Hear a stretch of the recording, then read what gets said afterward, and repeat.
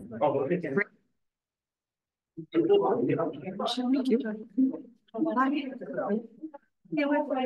right, good evening. It is 7 o'clock. I would like to call to order this April 17th meeting of the Town of St. Andrews Planning Advisory Committee meeting. We meet here in the W.C. O'Neill Arena Complex in the council chambers.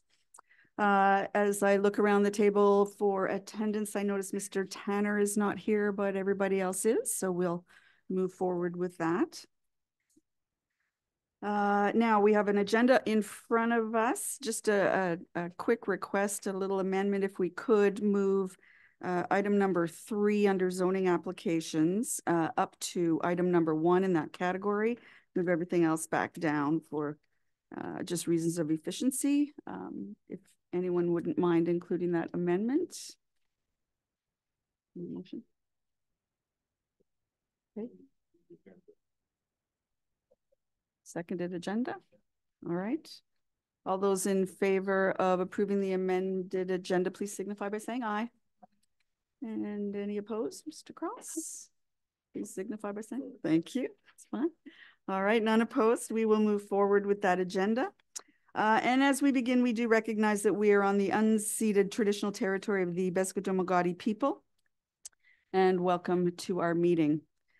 As I call for declarations of conflict of interest, just letting you know, I will be declaring conflict on the item number that we had just moved up, the PAC 240406. So I'll be declaring on that. Are there any other declarations of conflict of interest before we move forward? No, there being none. All right, thank you. Next agenda item, confirmation of minutes. We've got a couple of sets here. We've got our last regular meeting in February 21st. If everyone's had an opportunity to review the minutes, could I get a motion on their approval? Thank you. Is there a seconder? Second, Mr. Kerr. Thank you very much. All right, if there's any discussion, if there's no discussion, actually, all those in favor of approving the minutes from February 21st, please signify by saying aye. And there being none opposed, those minutes are adopted. Thank you very much. Our next set is from our special meeting on March the 12th. Just a quick set of minutes, if I could get a motion on their adoption. Thanks, Mr. Kerr. Thank you. Is there a seconder for this set of minutes? Thanks, Councillor Harland. That's perfect. And if there's no other discussion or questions on these minutes, all those in favor of approving the minutes from March the 12th, please signify by saying aye. And there being none opposed, those minutes are also adopted. Madam Chair, just one point. I will note that the minutes from the March 13th meeting were almost done. They're just quite extensive, so they will be at our next meeting. So yeah, we'll need lots of time to have a look at those anyway. So that's great. Thank you very much. All right, and now we'll turn it over to the next agenda item. I will just step aside, give the door a knock when you're all done.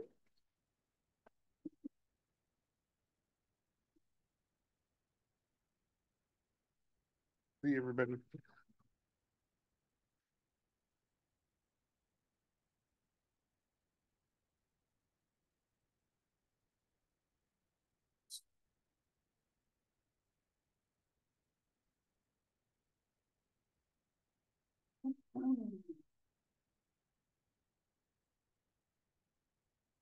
Okay. So, Mr. Knopper, just to, you might want to give me an elbow once in a while, just as a matter of process, because I don't do this every day. So, we're here to listen to this variance application for its reference PAC 240406, dated April 11th, 24.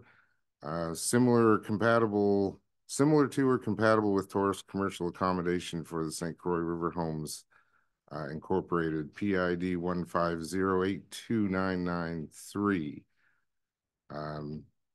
Just the background on this was the town of St. Andrews received an application from the St. Croix River Homes at PID 150829993 for consideration by the PAC for 4 cabins to be similar or compatible with a tourist accommodation. The applicant is seeking to place the 4 cabins on 17-acre flag lot along the St. Croix River. And the attached report is in here, and we could go to the planner on this. Thank you, Mr. Chair. See if this works. It does. Excellent. And this is on. All right, I'll try and turn a little bit so everybody can see me. I'll look at this screen over here. So as the chair said, this is a 17-acre flag lot with kind of a driveway portion running down to the St. Croix River in Bayside, just up the road. The lot and several that were subdivided off of it are accessed off of Route 127 with a almost 600-meter private road. That's River Road that the adjacent lots have access off, but the private road is on this PID. And there has been a variance request for similar to or compatible with a use allowed in the zone. And this is the rural zone, which allows a tourist accommodation use such as a campground, hotel, or motel. So those are allowed uses in the zone that the property is in. And the variance request is to consider 4 cabins on an engineered septic system, so they'd be on foundations, as similar to or compatible with a tourist accommodation use, which, as I said, are allowed in the zone. In order to consider these, if these were considered dwellings and not a tourist accommodation use, you would have to have one on an acre. Those are the rules from public safety. But tourist accommodation uses, you can have more than one dwelling within that acre. So that's part of the request as well. So that's kind of the variance itself. There is a bit of history to this property, to the file, which is relevant. So I do want to go through it. The property was intended to be a 15-lot subdivision with a tentative plan approved in 2021. To date, 4 lots have received final approval, lots 2, 3, and 4. 3 of those have been developed with single-unit dwellings. At that time, it was discovered that the majority of trees within 30 meters of the ordinary high water mark had been cleared. That's a violation of the St. Croix Corridor limited development zone. You have to maintain 75% of the land with existing trees or leave it for the growth of trees.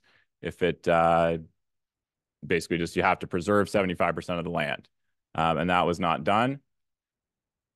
And so at the time of the subdivision, the applicant did agree with the conditional approval to replace the trees by May 22nd, 2022. That has not happened yet. And just for PAC's knowledge, there is some enforcement happening around that. So the applicants have until June of 2024 to complete that work before further enforcement happens, and no development of the property can happen until that has occurred. So this is what the property looks like from the air, and you can see the other, it's going to work. No, it doesn't work. Interesting. You can see the other lots that were subdivided off of it. Used to be the 3 kind of in the middle there, or 4. Yeah, there's 4 there. This is the zoning, so it's the Bayside Rural Zone, which is right next to the Shamcook Rural Zone. I know there's some questions, where exactly on the property would the development take place? So this is the approximate location near the bottom, but outside of that 30-meter no development zone. These were some photos from the site. So this is looking towards where that would be developed near the bottom of the site. And there is an aerial view of that same location. This is a site plan submitted by the applicant. So the cabins being outside of that, and you can see where the septic is. So they're on what was, I guess, at one point lot 15, but now we're just considering it one big PID. These were images submitted by the applicant. I think examples of what kind of thing they're thinking of building. So we did get a number of letters from neighbors, and I expect some of you here are hear about this file. There are a lot of questions around covenants and things like that, private covenants.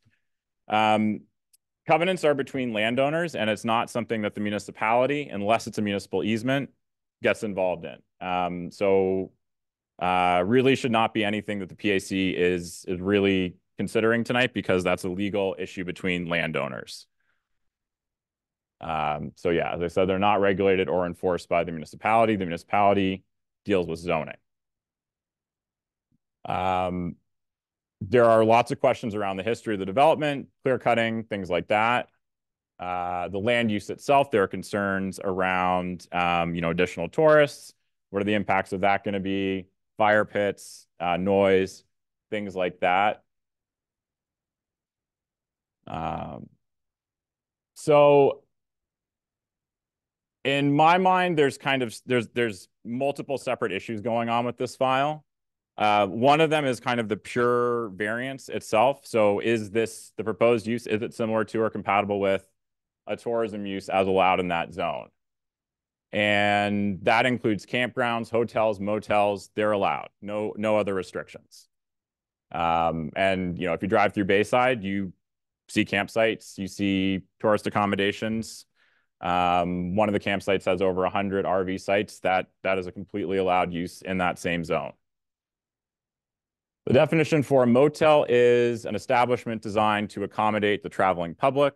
That consists of one or more buildings containing 4 or more attached accommodation units accessible from the exterior only, may or may not have facilities for serving meals.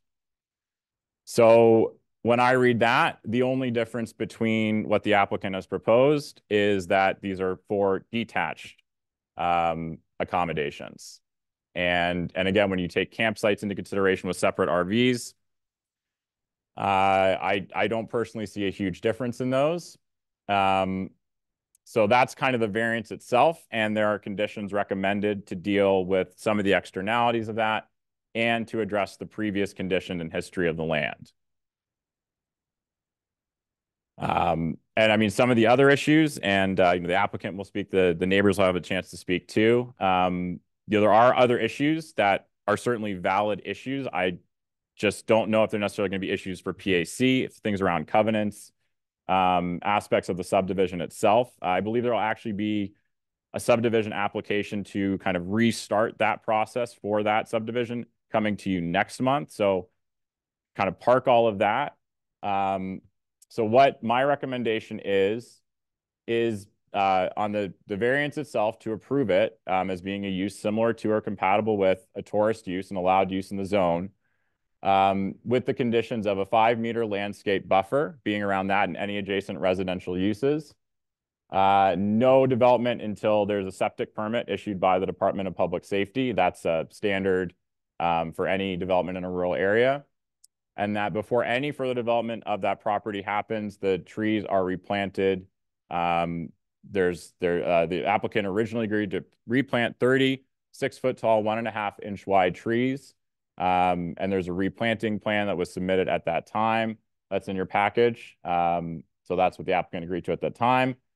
And that's a very important condition. But as well, there is that order to comply. So realistically, no development is going to happen on this property until those trees are replanted. That's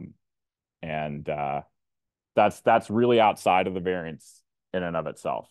But again, to keep following through with that, it's important to have it as a condition to really tie it to any development of the site. So PAC, you can motion to approve the variance and conditions based on staff's recommendations.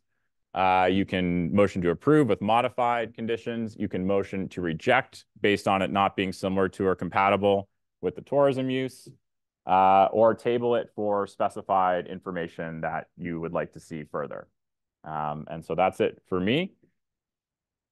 I don't know if we're doing questions for me at this time or we go to the applicant.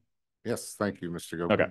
And yes, we'll take questions from the committee at this point to the planner.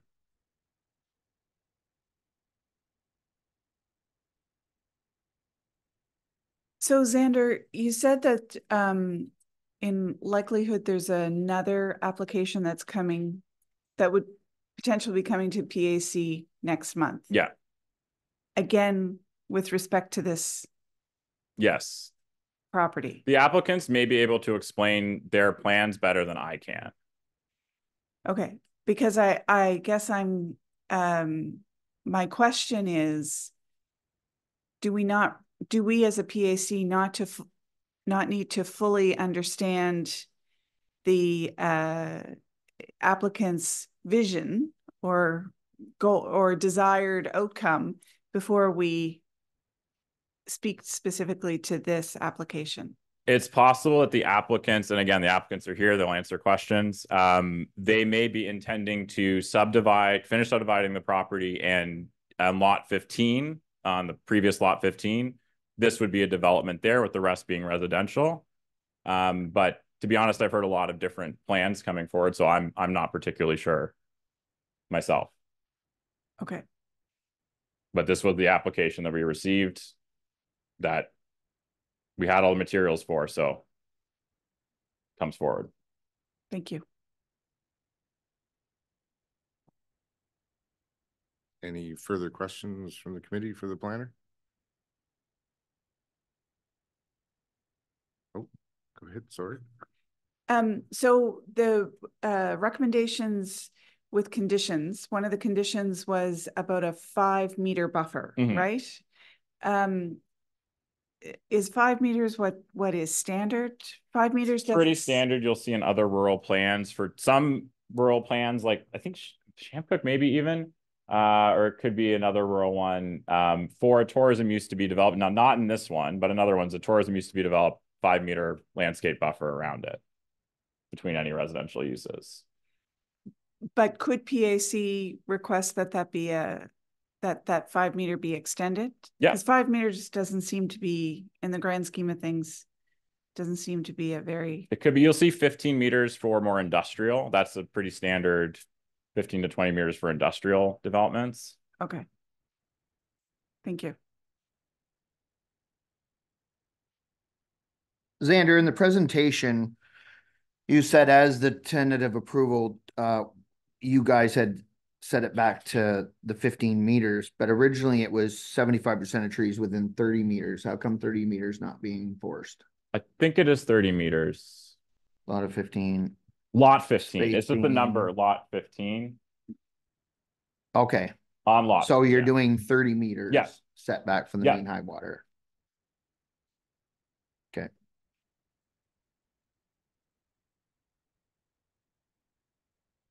Hey, any further questions from the committee?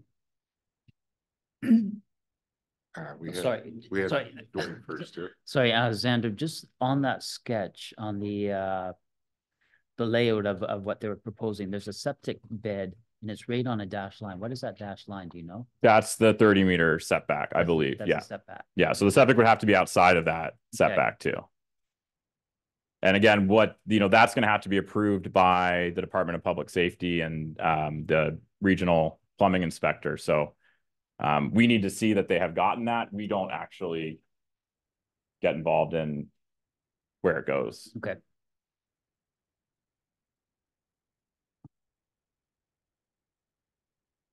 Councilor Harlan, you had another question? Okay. Jeremiah? Maybe this is more of a question for the developer, but why is it taking so long to plant the trees that are needed next to the water? I think that's a question for the developer.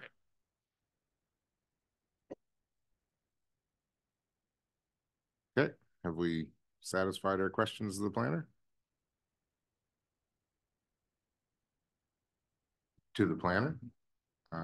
Yeah. I'm not going anywhere. He's going to be here. Yes. Okay. This time, if the applicant's here, would like to present, by all means. No, please come up to the mic. For those that are here tonight, please understand when you come to the mic, you will have to present your name, your address, or as the applicant, note you're the applicant. Thank you. Hi, my name is Brock Merchant with St. Croix Homes. I'm the developer of the project. First off, I'd like to apologize for not getting the trees planted. I misunderstood on timeline. I thought originally it was when I registered lot 15. I could not register lot 15 until the trees were planted. Starting the project, it was an expensive endeavor, big project, clearing the trees, getting the development going on. We built 3 houses in there. First 2 houses, like any project, you're not going to make any money because you got to put it back in for all development cost. On the third house, you know, we figured, okay, we'll take that money and put that back into the property, get these trees planted, so on and so forth. Unfortunately, one of our residents, you know, they still owe us over X amounts of dollars is significant, you know, which put us, you know, back, unfortunately. You know, so we haven't done any more developing that. Like I said, so then this winter, trying to upgrade the property, you know, doing controlled burns. I gave residents months in advance. We had face-to-face meetings. We had emails. You know, I told them on what days I was going to do controlled burns. I was going to wait till the winter time. I waited to get my big machine in there, my excavator, to do all complete due diligence. Watch for the wind. Made a controlled burn within less than 75 meters of the first property. No issues, none whatsoever. Second time, I had to wait a couple days to do another burn because of the wind. Unfortunately, the wind wasn't working on the same place I had to burn. So I moved down on the lower part of my property to do another controlled burn. Next thing you know, I get the environment called on me. You know, again, they came down doing their due diligence, no problem. At that point, I was 85 meters away from the closest home. Again, no issues, burnt all day, no smoke, no ambers, just as we were supposed to. They told me at that point I had to be within anything within 150 meters of a home, even though in the wintertime there is no burn permit. If you're within 150 meters of a home, you have to have a burn permit. So there's two big, huge brush piles across from the lots that I sold, you know, just like anything planned on burning. So it's a fire hazard and showing on controlled burns. So because I had to get I was within 150 meters, I had to get sign off from the local residents. They refused. You know, after I completely demonstrated twice, completely no issues whatsoever, and they would not sign off. They expected me to haul the material all the way down below the outside 150 meter mark or haul it off the site. You know, so that made me think like, wow, this is awful. This is my property, trying to make our property more value for, you know, the homeowners and stuff like that for myself to bring more people in. And this is the thanks I get. You know, this is how can we work together as a team to make the property better, to put money back into the property to sell more homes. Because I had one set of clients, a future potential customer come down, and I know this 100%. You know, they talked to local homeowners and they never gave good recommendations. You know, so here we are. I haven't sold a home in there in over a year. I've got a young family feed. I got 5 kids. I bought that property with an investment in mind for potential retirement. You know, all I'm trying to do is trying to get here to support and feed my family. So if I can't build houses, I'm having a hard time. So I said, well, what's the next thing? I checked my development. I checked the planning area. It said, well, it's zoned for recreational, for tourists. So I was like, So I looked at the Airbnbs. And I didn't want, like, as you see, there's a lot of glamping domes and things like that. They've taken off like wildfire, but I want to go to the higher echelon. I want to build, you know, right now there's the Algonquin, you know, which is a higher end. You got your motels and things like that, but there's not a lot of places for people that can have, like, you know, business people, people that have a little bit more money, want to have a nice place. So let's build some higher end Airbnbs. And with Airbnbs, you pick and choose who your customers are, you know, because with an Airbnb, you can't rent to them without having a portfolio. So if they had bad reviews, you don't rent to them. You know, parties, we're not having that. Like, we're not talking little shaggy, small little cabins. Like, we're talking $250,000 cabins. You know, I mean, with 4 on the property, the lot itself is worth over $250,000. Each unit's be worth over $250,000. You know, so I mean, together, once it's all said and done, approved, I mean, this property's worth well over $1.5 million. You know, it's an investment. It's an upgrade to the property. We're going to be doing all landscape. Again, like I said, because there's no trees down there right now, I strategically placed brush piles, mulched them, so it threw all the wood chips over the area where I excavated to shore up the ground, to make sure, you know, nothing goes around, keep the environment happy, keep ourselves happy, keep the residents happy.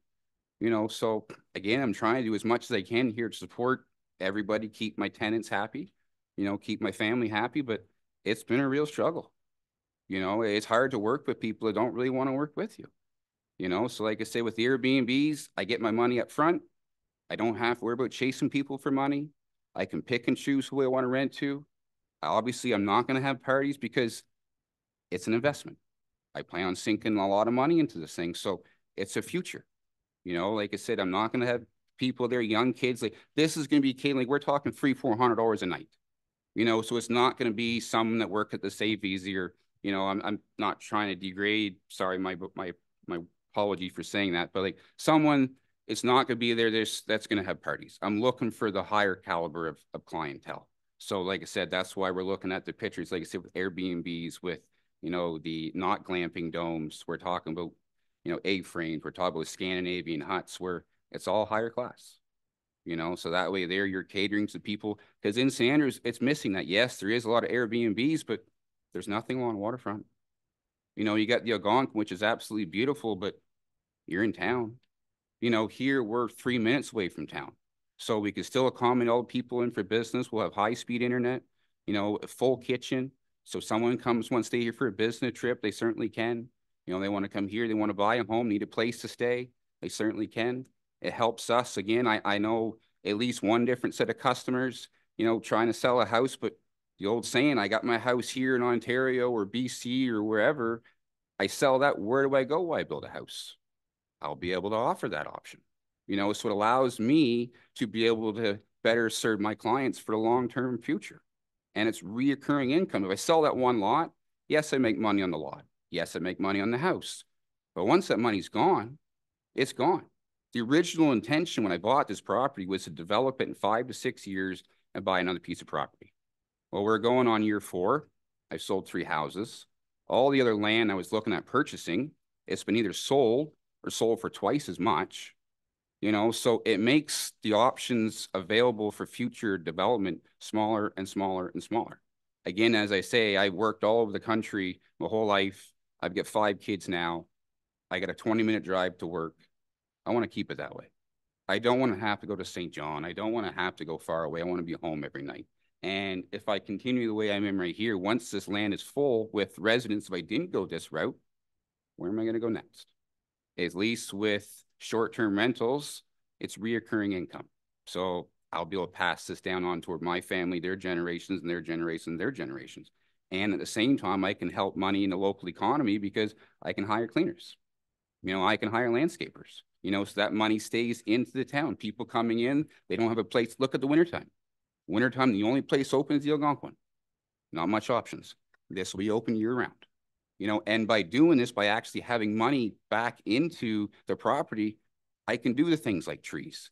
I can do the things like adding beach access down to the water. You know, I can upgrade the value of the property so much more because it's reoccurring income.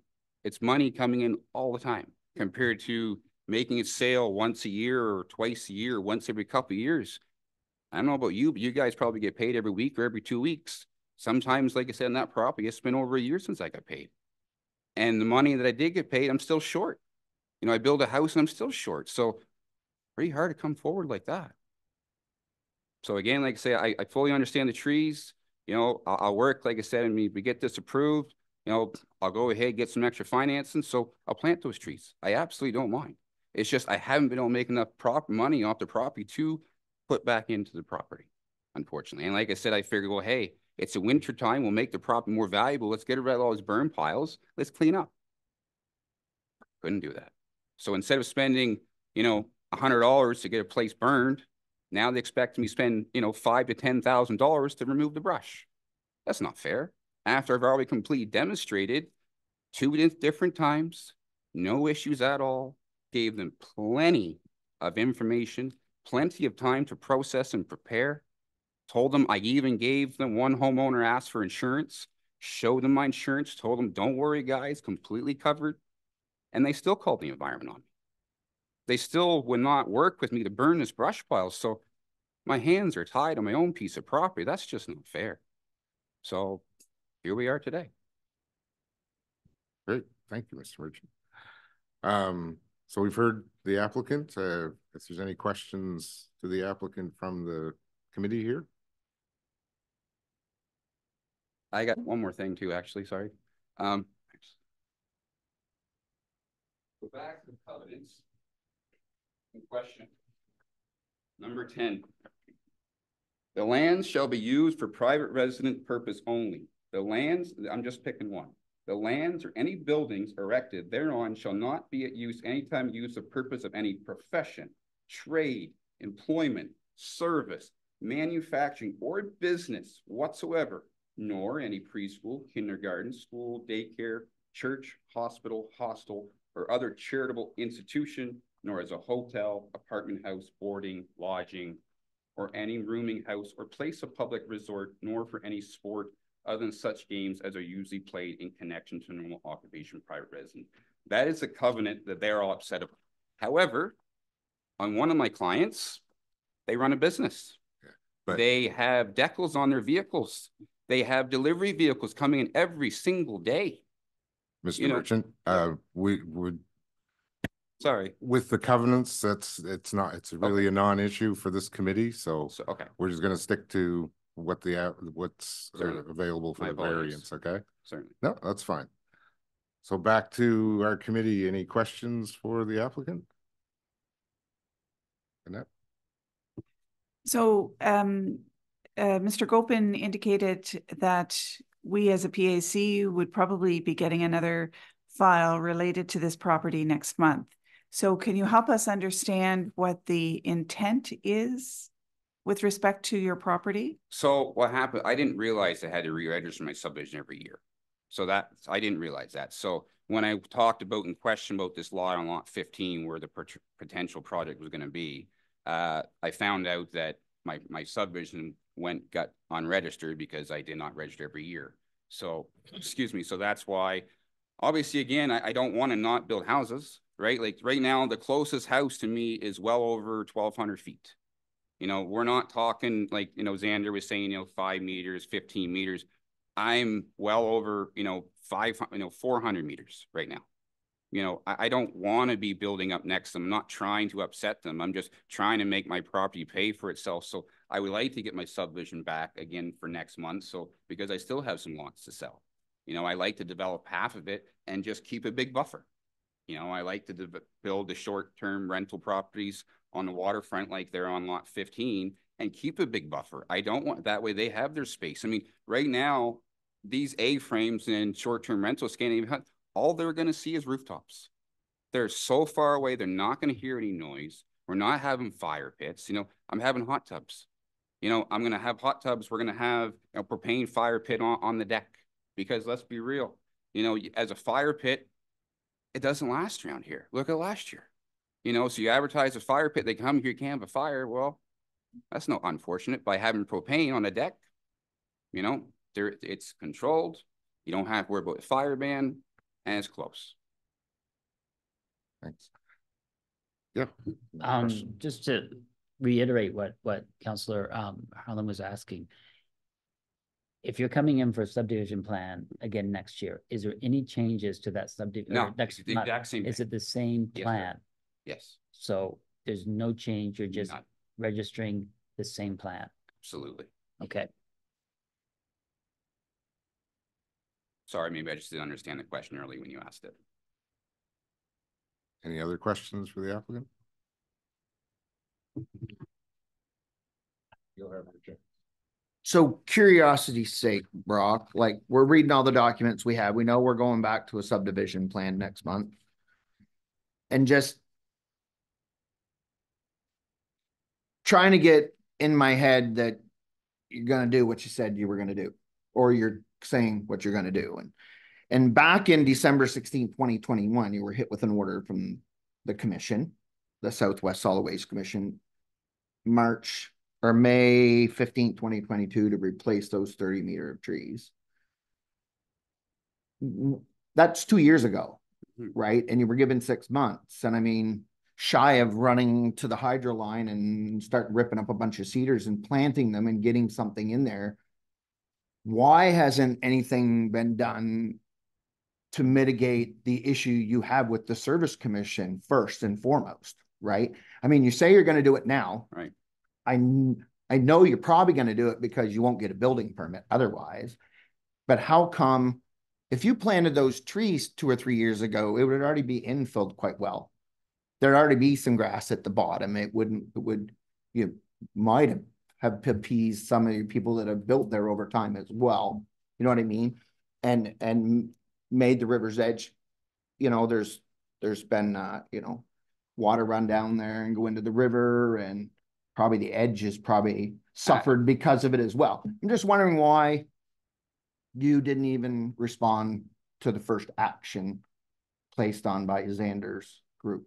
So when that happened at that time, that was in 2021. Okay. I was building my spec home, build my second home. I literally never made any money in the first two houses, literally nothing. I never did any work on the waterfront afterwards. As far as the water mitigation, number one in excavation, rule number one, get rid of the water. Number two, get rid of the water. Number three, get rid of the water. So the answer to your question, no. We actually took mulch chips. There's grass all down through there now. We planted grass, you know, so it came up through. I ran all the water to the edge of the property right from the start. And on both edges of the property line, the water runs right along that so that we would not have any erosion. You know, so we did all that stuff. Yes, you're correct. I probably could have dug trees out, but I never had a small machine at that time. I needed 1.5 inch trees, you know, 6 feet tall. So it's not something you could have done by hand. You know, so my intention, again, I misunderstood. I thought that I'd have before for lot 15 to register that to put the trees in. So I figured the money I have the third house, I can put it back into that property down there. And I never got the money. I've never done any development down there. I haven't literally touched that property at all in the last 2 years, besides building the last house that came in 2022. Like you're looking like to purchase the trees, you're $300 to $400 a tree. You're over $10,000 plus. I mean, you're in the $15,000 to plant all those trees. I know it doesn't sound like money, but it is when you don't have money coming in. And like I said, I mean, I literally got, I'm not going to give you numbers, it's not right, but a substantial amount of money still owed from one of the property owners that would have planted trees right there. Okay. Any other questions, Mr. Simmons? Any other committee members?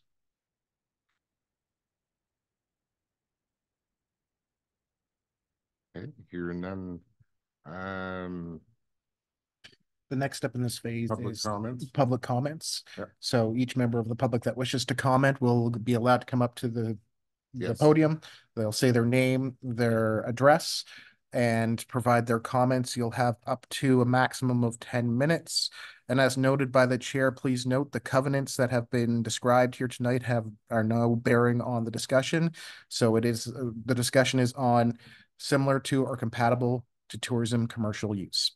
Thank Yes, you. And I thank you, Mr. Merchant. Thank you, guys. I would like to reiterate, Mr. Knopper, that we'll only be hearing views on what's relevant and relating to the variance.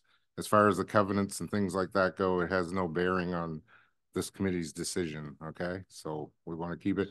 So you'd have up to 10 minutes to speak at the mic. So if we have any public that would like to come up and say a few words, yeah, go ahead. Just state your name and. Hi, I'm Dan Desonier. I live at 31 River Road here in Bayside. I guess the point that I want to make out is that there's promises that have been made to the homeowners that live on that community of what the community would be, how it would be structured. We've only been there personally for less than 2 years. At the beginning of it, we were told that this was going to be a community of 15 houses, and that was it. And it was following a set of rules. Those rules have been broken or are potentially going to be broken and facilitated by the zoning group and the PAC to break those promises that they made. Not saying that that's an issue as far as the committee, but it's going to facilitate that. Thanks, Hank. I'm going to have to change it because there wasn't anything that clearly said before I came to the mini that it wouldn't talk about. We wouldn't be able to consider the covenants. But this property has been built with one road, one view. Whatever's at the base of the hill is going to affect the view that we enjoy, that we bought when we first moved into the area. Now we're going to have a rental unit with tenants that are going to come and go. Now, there's a right place for everything, and I don't think it's necessarily at our community that we've bought into that said it was going to be all for residential. It was also our understanding that it was residential property that we were buying, and that all the properties around there would be residential. In fact, in documents that we received, they specifically describe every single property and the minimum requirements of those properties, which would be size of house and that sort of thing.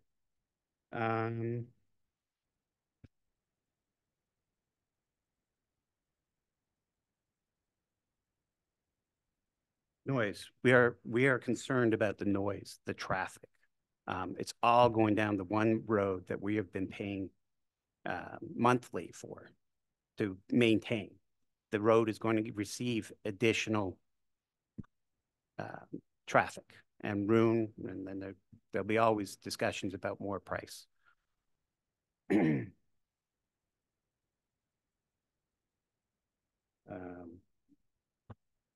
There's not going to be anybody, from what I can see from the drawings, maintaining those properties on a daily basis. People will be showing up. These guys leave at 4:30 on a regular basis. There's not going to be somebody watching the facilities on a regular basis. That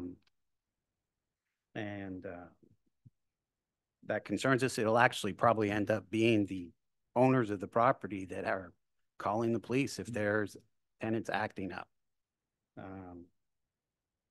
And that's not really what we bought. That isn't what we bought into. We bought into a community of neighbors, somebody on a long-term basis.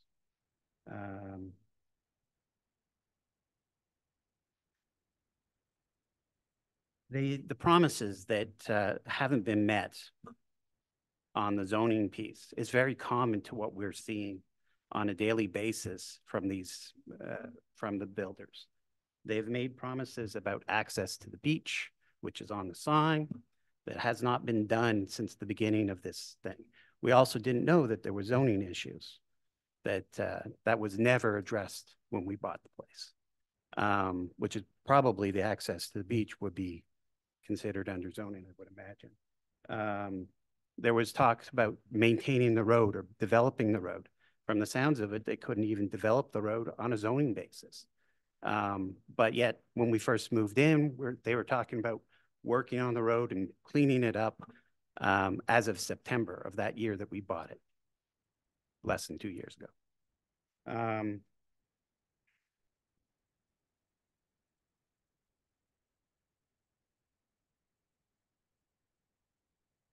Landscaping. So landscaping is something that they're supposed to take care of.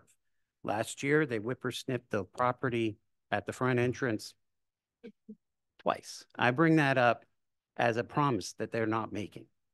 They promised that they maintain the lawn, but no, they've done the bare minimum, and they call the place a construction zone. If you come to the property, which I suggest you do, you are going to see machinery throughout the property. You're going to see lot 1 turned into a storage facility for stuff that they are working on outside of this property. So I don't think there's commercial use in the property or zoned for the property, but yet they're using it as a storage facility to store their work equipment. One of the references he made was to the decals. That was something that we asked up front if we were allowed bringing our van to the house.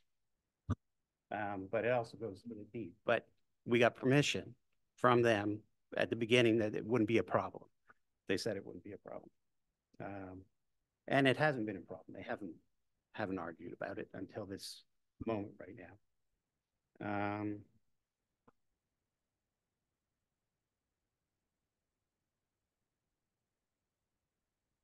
As far as the trees go, the promises that you're getting made about trees, they've encroached on the neighbors' properties. They have torn down trees since we've been in that community, additional trees. Past few weeks, they've done work at the site that's mentioned, where they've been digging, removing trees. You can see bundles of trees located that are freshly torn up. You can see the branches still on it, which I think is in preparation to say, hey, we got a nice, cute, good view for these 3 houses, but they're right at the water's edge. And you can see that soil is disturbed. Now they've talked about chips that they've spread. I think that's partly to hide the work that they've done, but that's an assumption.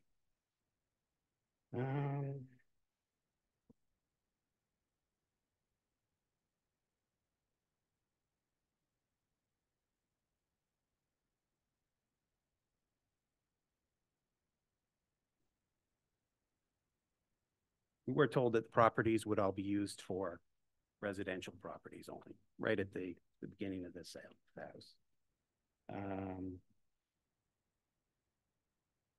house. The property line, they were also told that we'd be keeping a good distance between houses and buildings. And there's supposed to be a 40, by what they promised, a 40 meter separation between properties. We're talking 10 meters now between property 15 and the adjacent properties, correct? And the recommended buffer, or? Yeah. 5 meters. 5 meters. Okay. That's a lot less. That would mean that the property that's sitting beside it on either side, there's 2 properties, would be that much closer to these facilities. What is the chances somebody's going to want to buy those properties? I think are probably pretty low. I think the goal of the merchants is to actually continue to build rental properties or these properties beside on other properties. I think they're actually going to decrease the chance that they're going to sell any other properties. Oh, well, okay.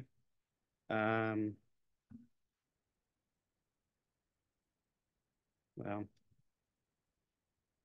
these buildings also, no, let's go into covenants.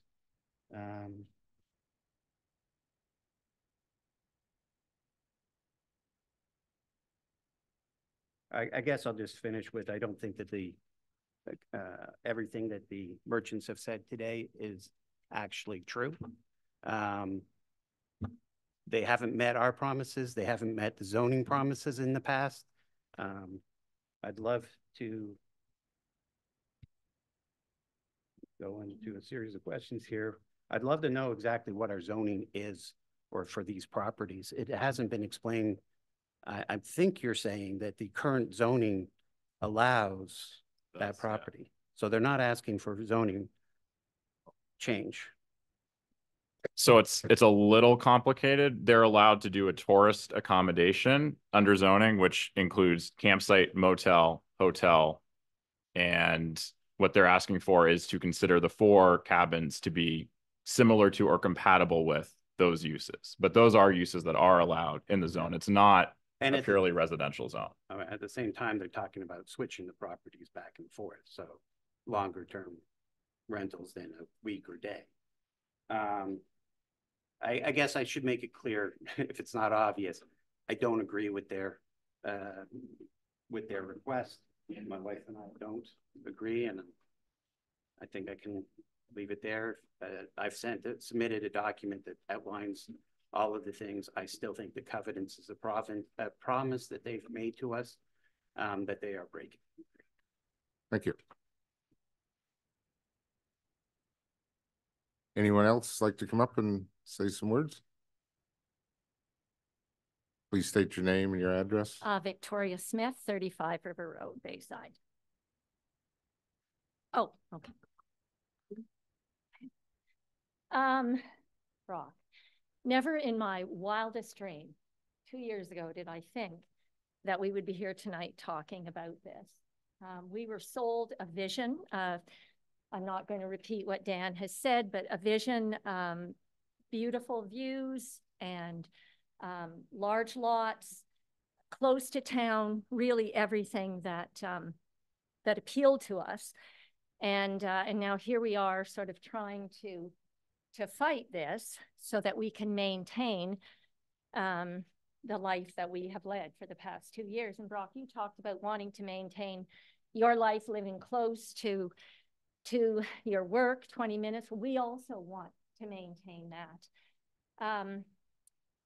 You know, it really, I guess it's been made very clear that we're not to talk about the covenants, but they're just so closely related because really the covenants are certainly the reason that we are there, is because we felt that we had protection against any future changes that might occur. And certainly we have all respected those covenants. We have adhered to them and felt that they were extremely important. And again, here we are, and they're not holding any weight, unfortunately. And I know I support Dan's statement in terms of if this variant is approved, then does the PAC, without using any other words, almost become complicit in supporting a document that you're shaking your head, Xander, I know, but they're just so closely related that we find it difficult to understand that it isn't part and parcel of this.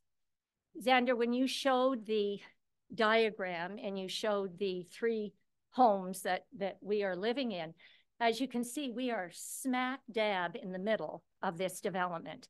So anything that happens below us, the cars are passing us on a road that we are paying for on a monthly basis to maintain.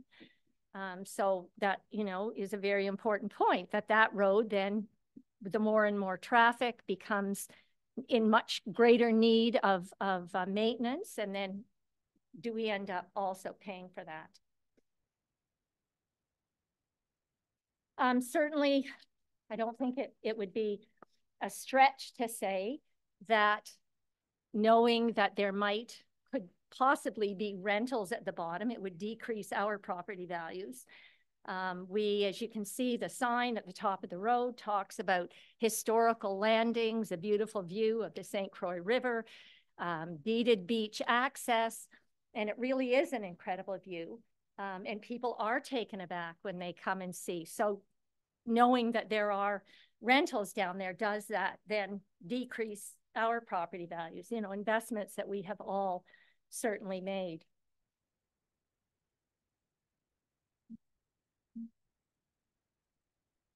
I guess one other point that I'd like to make, because it's been something that I have never let go for years, for the 2 years, is hearing that you had mulched the debris and trees down at the bottom of in lot 15. And that's something that we've been asking you for ages. Could those piles not be mulched? Well, obviously it's possible because you're mulching material down at the water.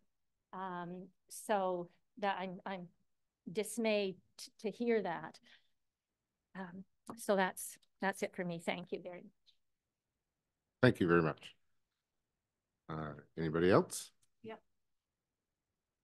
Once again, just please state your name and your address. Hi, my name is Jane Spicer Tremblay. I live at 39 River Road with my husband, Michelle Tremblay. And I don't know whether you've had an opportunity to look over our letter. It was our understanding when we purchased the property that it was to be a private residential area for single family dwellings. And this is how it was presented to us. There was never any mention that there would be a potential for any rental revenues to be gained from any properties on the facility. In fact, we were part and parcel of the Historical Landings Group, little community involving St. Croix River Homes and the homeowners. So it was to be sort of a little community. I had asked for clarification, and again, I don't know if you've had an opportunity to look at the letter. In the illustration that they gave, I believe they referred to lot 5, 6, and 7. We are actually on lot 5, and they seem to be referring to lot 15. So that seems to be a little bit unclear as to which lots they are indeed referring to. And then, Brock mentioned that about the controlled burn. Indeed, burning did happen. And, but, between 4 and 4:30 in the afternoon, everybody disappeared when there was not just embers, but fire still going on, unsupervised. So unfortunately, many of the things that we've been told and promised from the time before we even moved into the home have not taken place. We all had deeded beachfront access, and we were told in a meeting of the Historical Landings Group on November the 10th last year that that could not be provided because until they sold another lot, they couldn't afford to do it. It was suggested to them at the time that perhaps they should stop advertising that because it doesn't exist and it still doesn't exist. So this I find brings some credibility to what is being said and what is actually being done. And that's probably all I have to say about it at this point in time, just to bring some credibility to it. And from a business perspective, I'm a businesswoman. Bringing in the fact that you have a family of however many to feed or to look after, frankly, from a business point of view, is irrelevant. We are all, adults here. We have to take responsibility for our own decisions. And I don't think that has any bearing on this decision. Thank you for listening.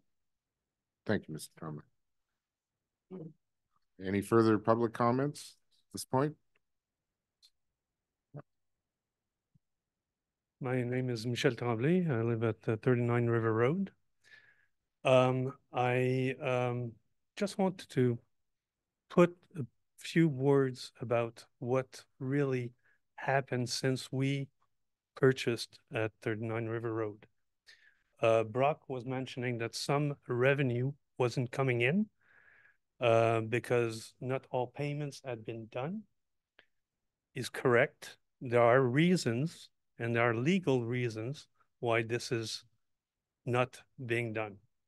And he's fully aware of that, but he omitted to state this here. Now, that being said, there's also the fact that he said that he was burning, controlled burning, in the area at 100 and something meters from the homes. They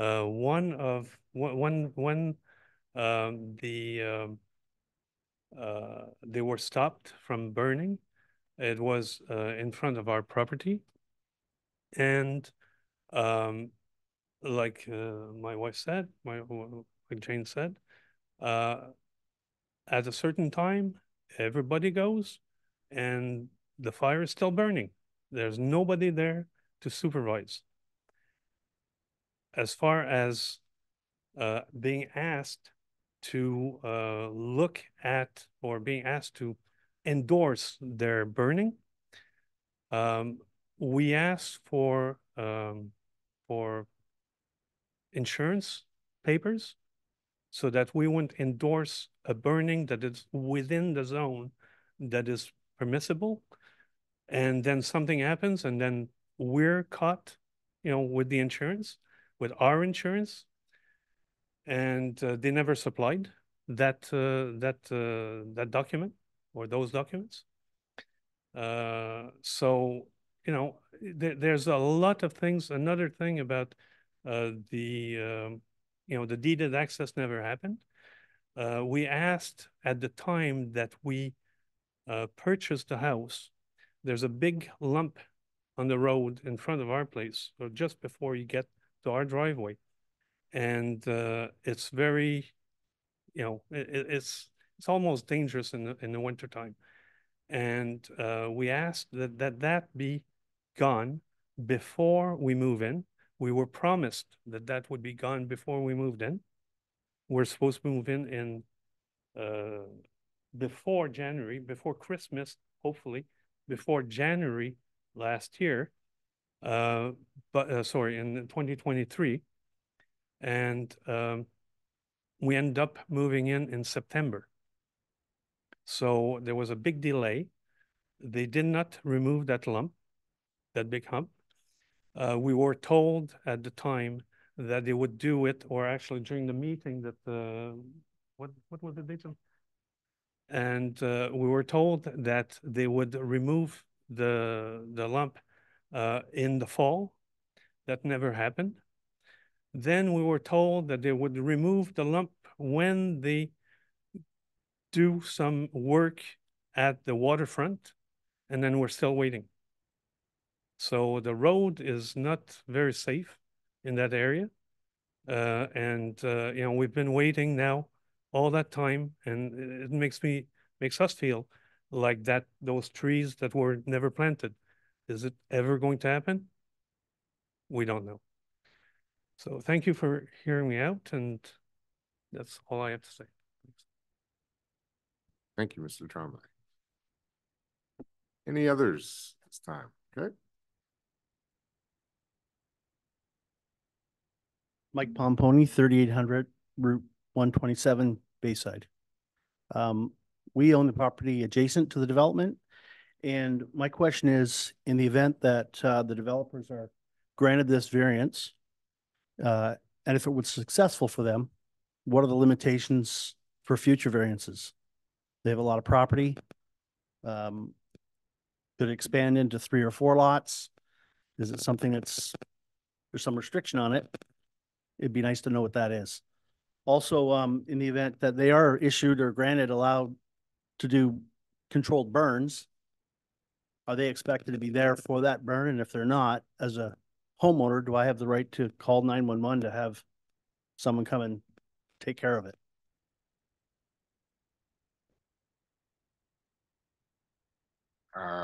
Those questions, or a couple of those questions, are a bit out of the scope for what we can answer you. As far as calling 911 or whatever, you'd have to, I mean, if you felt unsafe or what have you, that would be one option. I don't think it's up to this committee. We can't put any real recommendations on that, I don't believe. Can you not speak to the number of lots that this variance could apply to? In the event, turn that back to the planner at this point. Yeah, so I can speak to that. In the zone currently, like for a tourism accommodation or use, there's no limits like within the zone, like the 100 RV campsite, that's allowed to be there. You know, at certain points you're going to hit environmental impact assessment requirements. That's a provincial process. There could be conditions that limit the number of cabin spaces, however you want to look at it, or dwelling units. That could be a condition, but it would be a condition that's only applying to tourism uses on this property and not on other properties in the zone. Okay. Thank you. Thank you, sir. Anybody else at this time?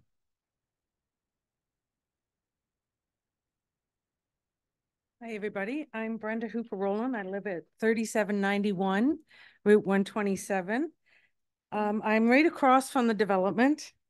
And I just want to say that I understand and appreciate what you guys are doing. And we were supportive of you when you were doing the development.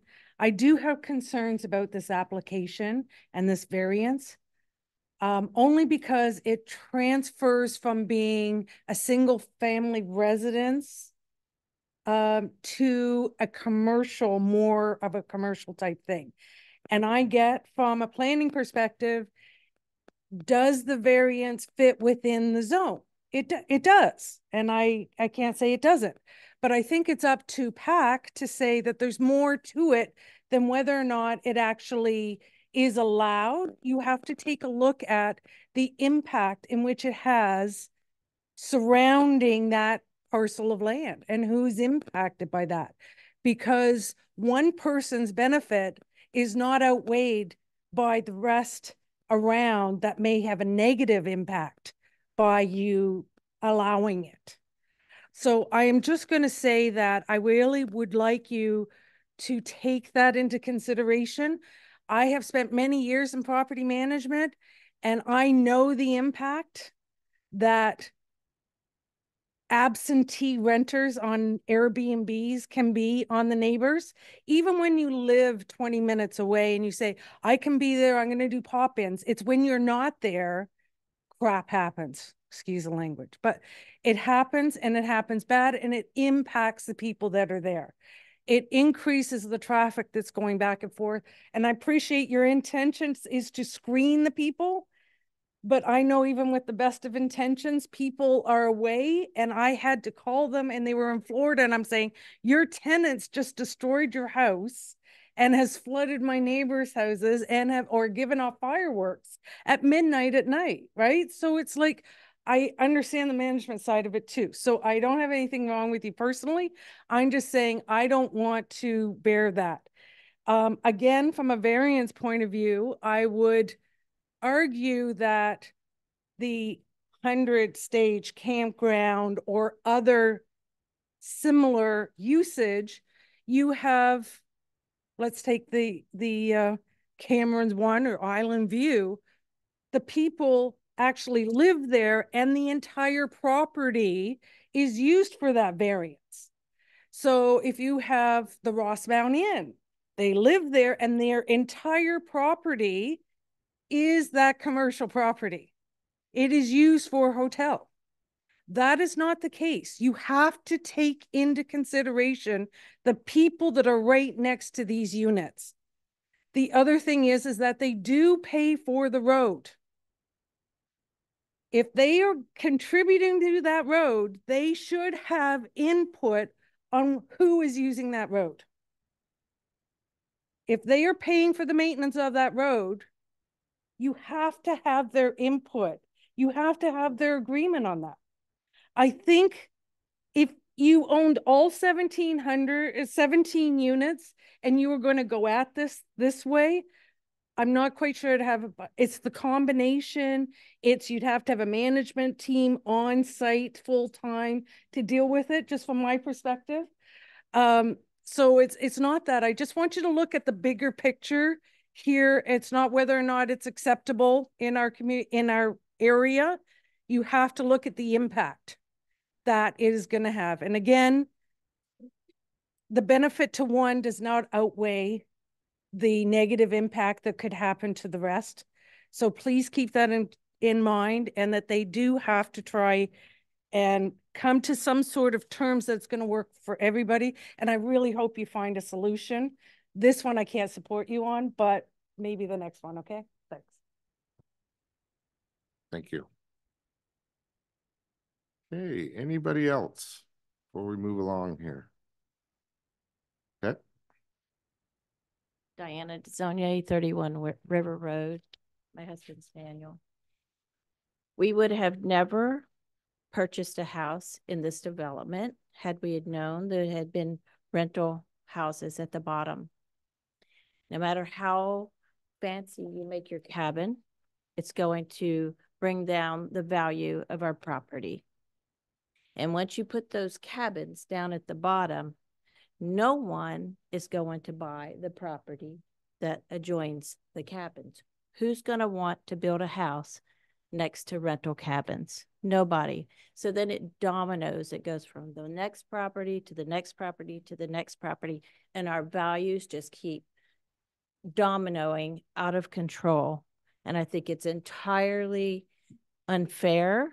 And I'm sorry you haven't sold more homes. But you know what? We've all told you what you could do to better the development, which would be clean it up. It looks awful down there. No. Okay. So I'll just go to that.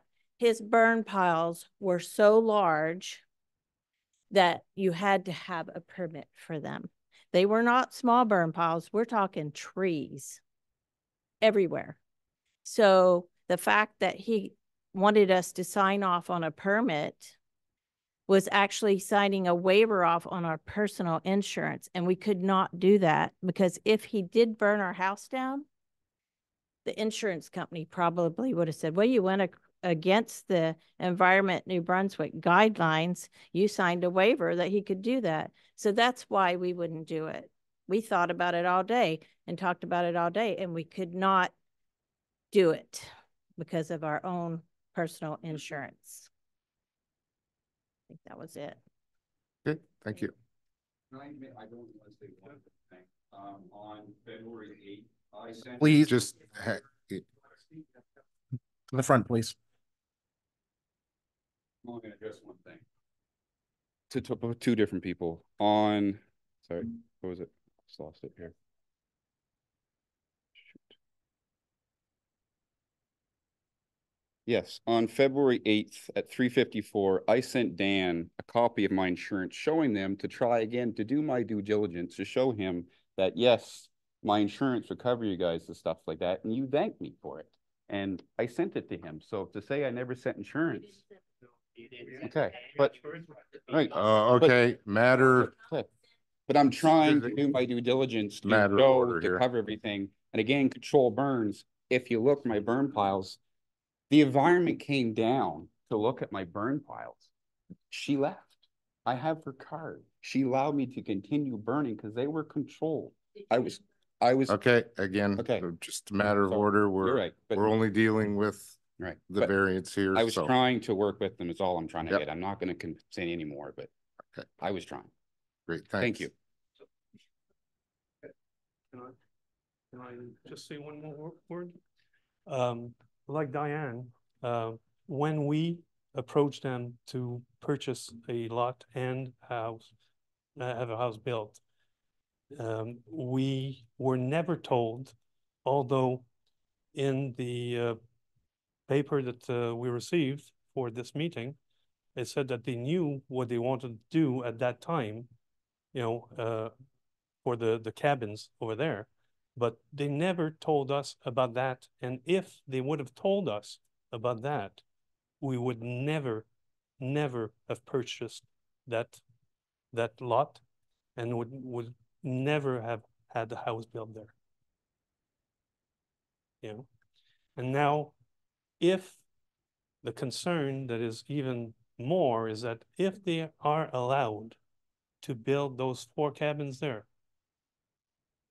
what is to prevent them from expanding that to the other lots that they're not able to sell for single family dwellings? Just sell you guys all the land. Nope. Sorry. Sorry. Okay. Okay, thank you. Thank you. Okay, I think that's it for the public commentaries. Moving forward now to our own discussion within here. But before we start the discussion, go down that road, I would like to have maybe a motion on the table, and then we can call for the question, start that motion, start some discussion around that.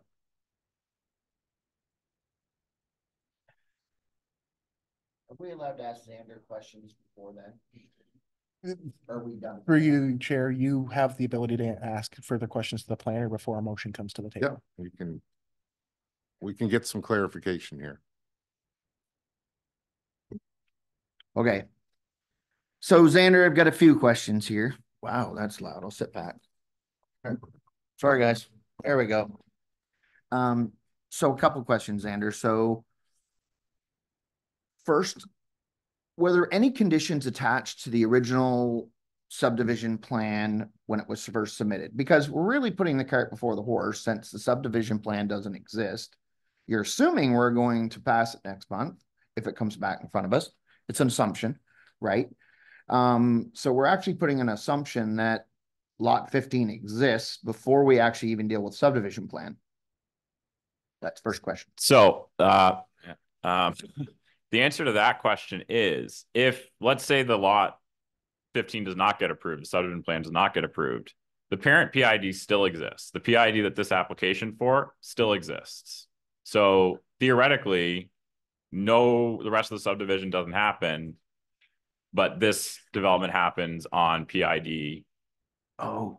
Right. So PID is that monstrous piece of land, Exactly. including the road. Yeah. The only place lot 15 is in here is on that site plan, but theoretically lot 15 does, well, practically lot 15 does not exist. So they're applying to put it on 14 acres right at the moment in time. Yes, correct. Second question is, according to the size of lot 15, is there any way that, so I look at it, pretty picture, not on graph paper, who knows how big the buildings are to lot size, don't know the width. We think it's about 200 feet because it's got to be an acre, but I don't know the depth, which means it scales down the width.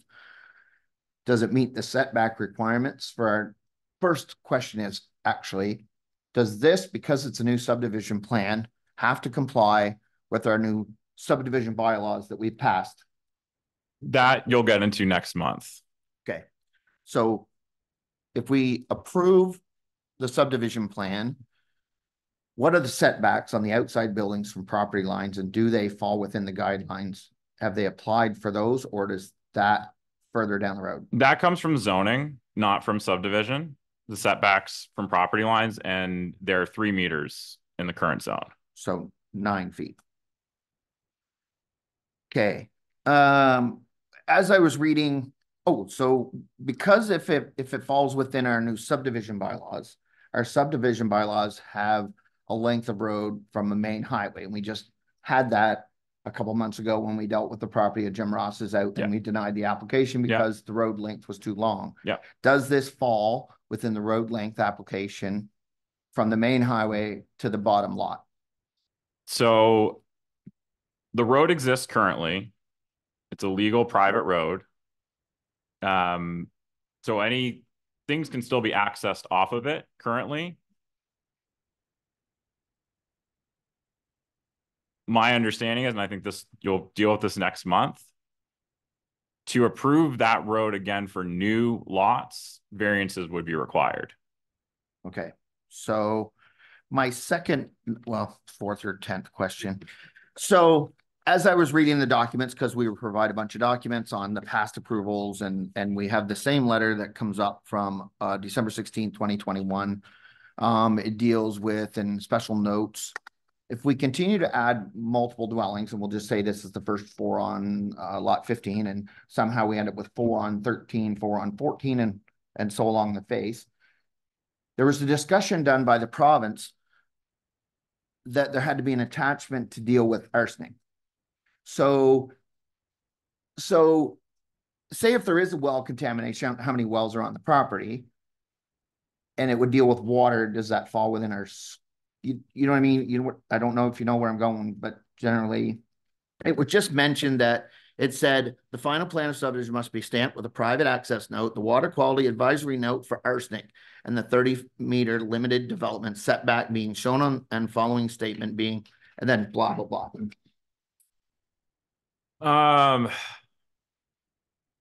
So the abbreviated water supply is something that's done typically through the subdivision process. And that's where that note about arsenic comes from. So for a new well to be drilled, there's not a ton of regulations on wells like septics. Like septics, you need plumbing approval for it. Wells, the well driller needs to be licensed. I mean, is your concern that these new cabins could be drawing wells that have arsenic in them and there'd be no way to know? There could be, but say that 2 out of the wells work fine, the 3rd well has arsenic, or 2 wells and then 1 has arsenic, which means it's a contaminated water supply. They have to rely on a single well. If we stress the well by adding multiple, going from 15 to say adding 4, he likes the idea, it goes well, everybody can come to be happy about 4 cabins on lot 15, just saying, right? And then everybody's happy about putting 4 buildings on lot 14, and we can all become happy if the subdivision plan goes through, and so on and so forth. Where does it lay? So the subdivision plan moving, if there are future subdivisions, then that abbreviated water supply, that would have to be stamped on all of those too. Okay. So when we deal with the present condition of the road from our aerial views that you took, look like it's a pretty narrow road, especially at the bottom down to 1 lane of traffic. So the road width, I guess we're back to dealing with the new subdivision bylaw and the width of the road. Okay. And then the setbacks, the widths of the lot, the widths of the buildings.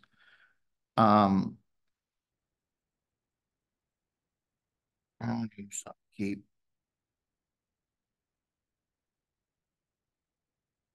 Okay, I think I'm done. I ask the question based on arsenic being brought up because it's a matter of life right now.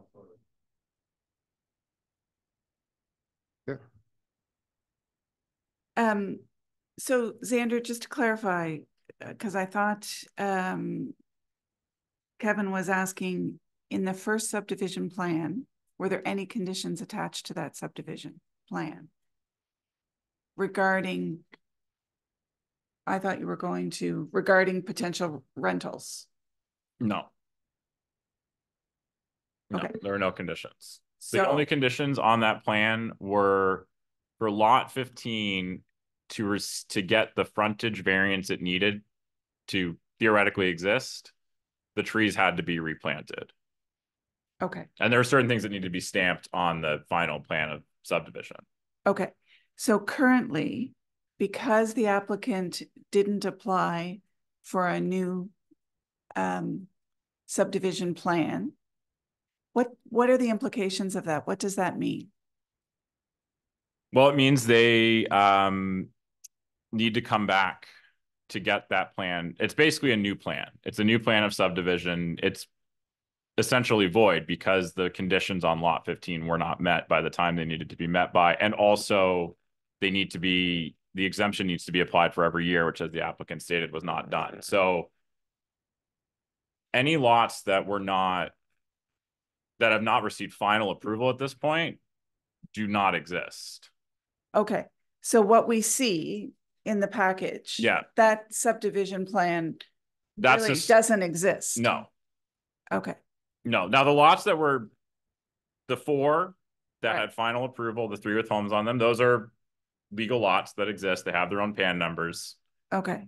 And the parent PID, the 17 acres with the road on it, that exists. Okay.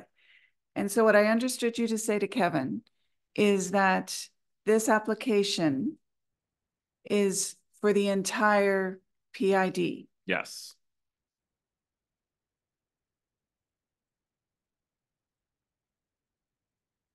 And sorry, can I just one? So our job as a PAC is to consider this application is similar to or compatible with accommodations, tourist accommodations. I am unclear as to how we can consider that without understanding the application that is planning to be brought before us next month with respect to the subdivision plan. Because in my mind, I cannot understand how we can know that exists, but not know what it involves or entails. And then this application, it seems like we're putting the cart before the horse. So what you're saying is you don't know if you are approving 4 cabins and that's it, it's done. Right. Or you're approving 4 cabins and then next month you're going to approve 8 more lots for residential subdivision. Right. I think that's valid. Okay. So with that said, could we actually table this motion until that subdivision plan comes in? I think that would be reasonable.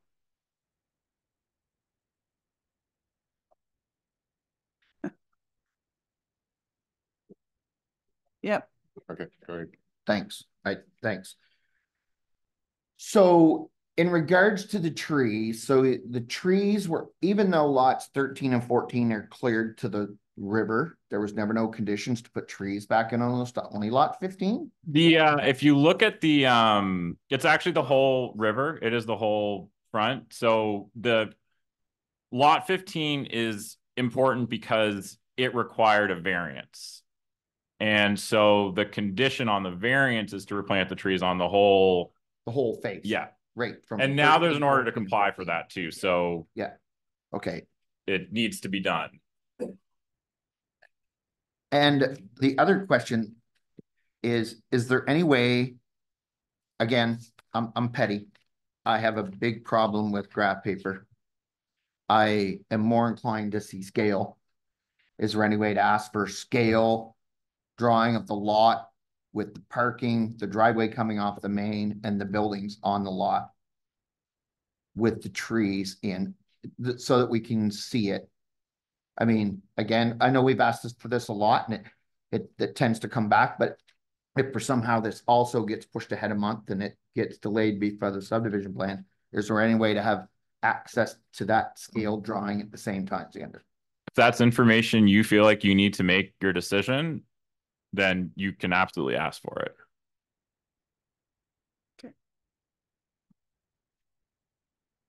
Okay, we've had good discussions with the planner. Or is there, oh, I'm sorry. No, Councilor Hart. I'm good. You sure? I am, I Okay. think. Are Okay, you ready? so we've had some good discussion with the planner. Is there any other general discussion that the committee would like to have before we get a motion on the table? I'd really like to get a motion on the table for further discussions on this. I'm prepared to put a Okay. motion on the table. That the Planning Advisory Committee of the Town of St. Andrews tables the application for similar to or compatible with a tourist accommodation for St. Croix River Homes at PID 150829993. Do I have to go further? In order to understand and hear the application for the subdivision plan prior to making a decision. Does that make sense? Yep. Do we have a seconder on that motion? Okay. Mr. Kerr. Any question? Motion. Chair, just from the comments and discussions before, I don't know if PAC wants to amend to add the request for the scale drawings. You would have to amend that motion. You accept that amendment or? Okay. You're good? Yep. Okay. Excellent. Any further question on the motion? Nothing heard. We'll go to a vote. All in favor signify by saying aye. Aye. Any nay? Motion carried. Thank you. So we will bring back in our chairperson.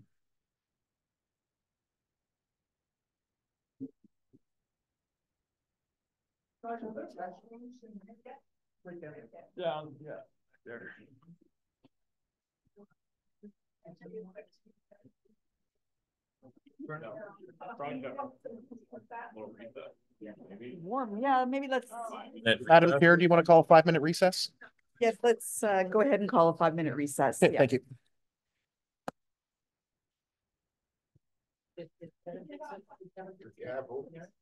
Yes. But I have 2 bags of candy and stuff.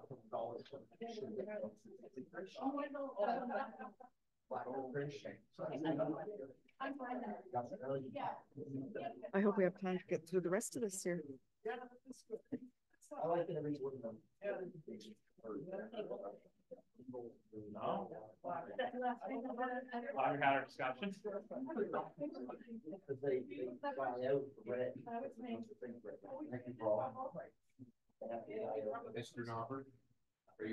It's a break now. Yes. So it's just gonna come back next month. Yeah. Would it make it easier if I didn't apply for the subdivision? Would that make simplify things out?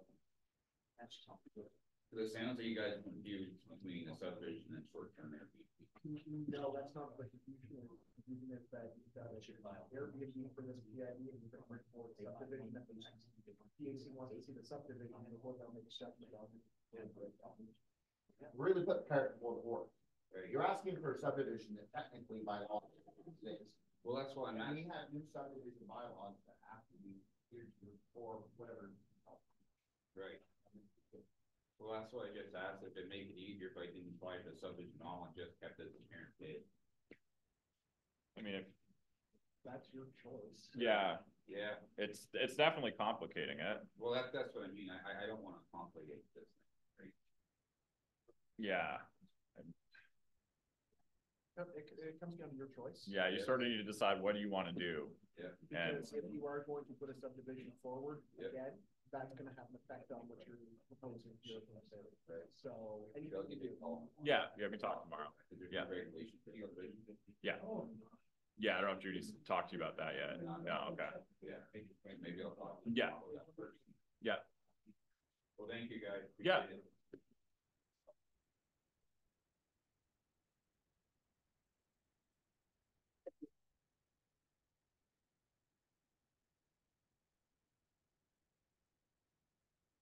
I think that's Diane's purse. Oh. Yeah, we know who it is. Call them themselves. Diane? Probably a letter. They might still be out there. Oh. I'm not going. No, you not. Yeah, right there. Yeah. Oh,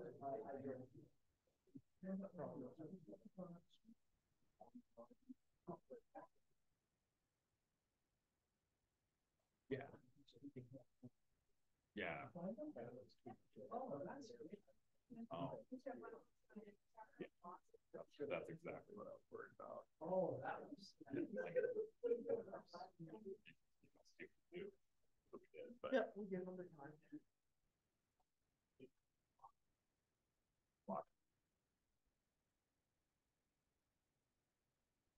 I do too. Just wish I wasn't like in it. It's better when I'm watching. I know. Yeah.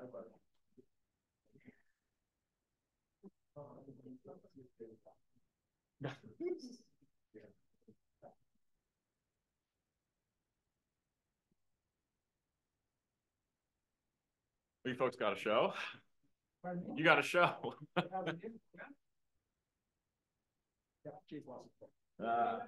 Tax dollars.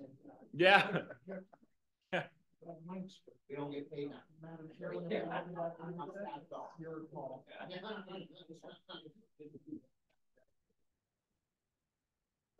That's completely fine. Thanks. We're just going to get this meeting called back into order. Thank you very much. The next item on our agenda is item number PAC 240411. This is obtaining the views, our views, for MP 2008 and Z 2206 for Lynn and Dave Mayo on PIDs 01323294 and 1509766. This is to talk about rezoning to a mixed-use zone. And if Mr. Gopin wouldn't mind taking us through. The rest of us in the room here are for, I guess, the motion that follows this. Would it be possible? No, I'm sorry. We have our agenda set. Oh, that's okay. Yep. No, that's totally fine. This one I'll go through pretty quickly. I don't think we'll get as in depth as the last one. And PAC doesn't have to make a decision on this. You're just giving your recommendation. So low stakes. So the background of this file, probably everyone's familiar with the We Fabric Shop in Market Square. What they do, they're sewing store and they have classes and things like that. The owners of that live on Prince of Wales Street. It's a 0.66 acre lot in the serviced residential zone with a house and garage. They would like to demolish the existing garage and replace it with a approximately 50 by 40 two-story building with a commercial use. There would be 1,500 to 1,600 square feet of retail and studio space, very similar to the existing store. They would sell fabric, sewing materials, machines, services, and repairs of the machines, hold workshops, classes, and sell local handmade items. It's the most appropriate zone for this would be the mixed use zone in the central commercial stream. That would accommodate the project, but it also would allow future residential uses if the property was sold and there was no desire for commercial use on that lot. Because it's a residential designation in the municipal plan, it needs a municipal plan amendment and rezoning. We had the public presentation for the municipal plan a couple weeks ago. These are the properties.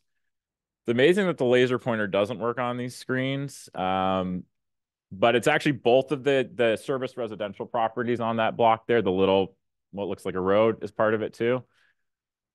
Thanks, Mr. Knopper. Here it is again. And these are some shots from the property. You would never know the roof line looked like that from the aerial views. And this is a site plan provided by the applicant. So they show where the parking would be, and they are showing the uses around it. And I think it is worth noting that all the uses adjacent to it across the road are institutional or commercial uses. So you've got the Kingsbury Arms Hotel, then you've got Kingsbury Garden, and the residential property owner down here has submitted a letter saying they have no issue and support the rezoning. This is just a sample of what they would like it to look like. Statements of public interest: promote and prioritize development in areas of communities with existing or planned public infrastructure and services. So there's a road, there's sewer, there's water, there are existing services. Promote development in downtowns and urban cores through increased density, infill, and brownfield development. So while the business would be moving from a maybe more dense commercial area to I would say more of a mixed use urban neighborhood where you've got commercial, residential, and institutional.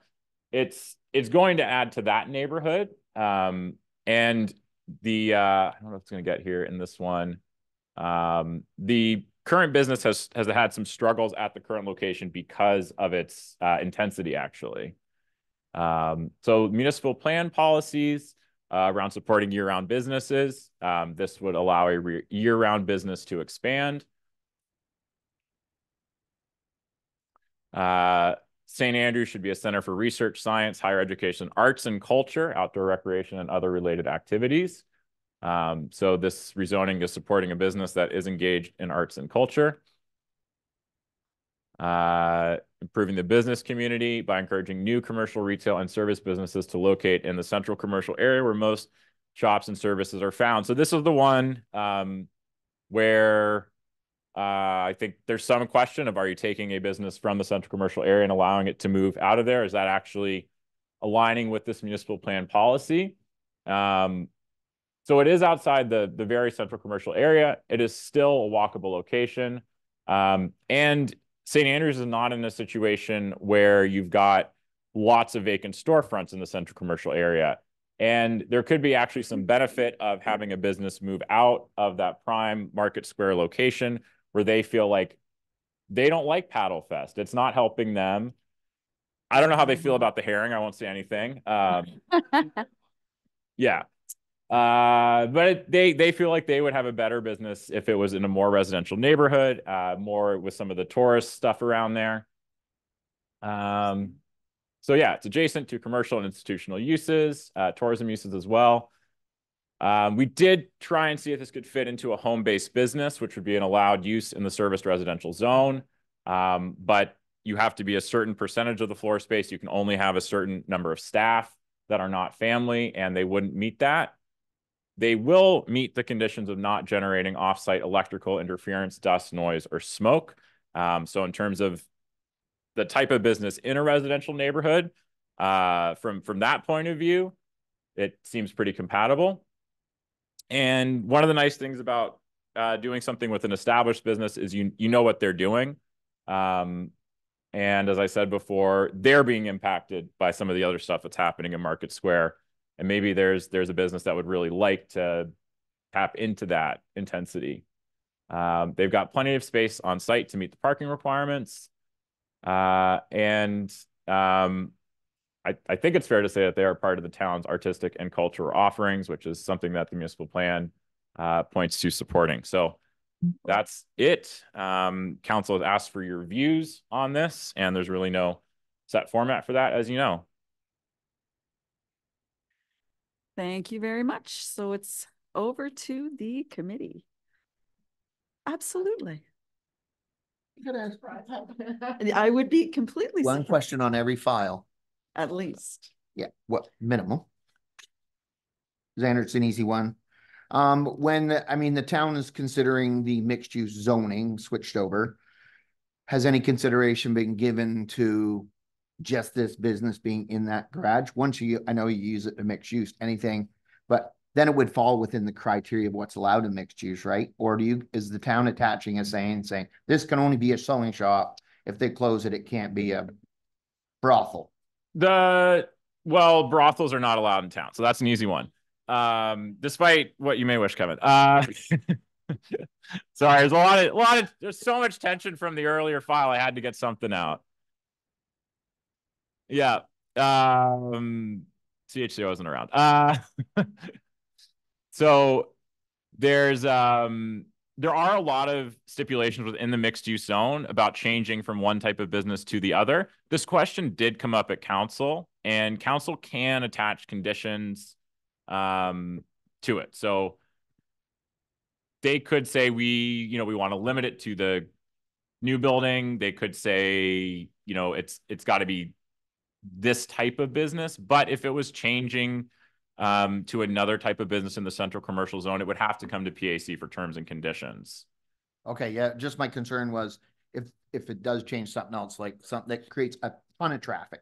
Yeah. I mean, this is going to be a low impact traffic. Like we all know it is. People are going to be there for a bit or, okay. Yeah. That was just my concern because Kingsbury's exit right there, the four corner of the school's right there, the scouts right there and everything. Okay.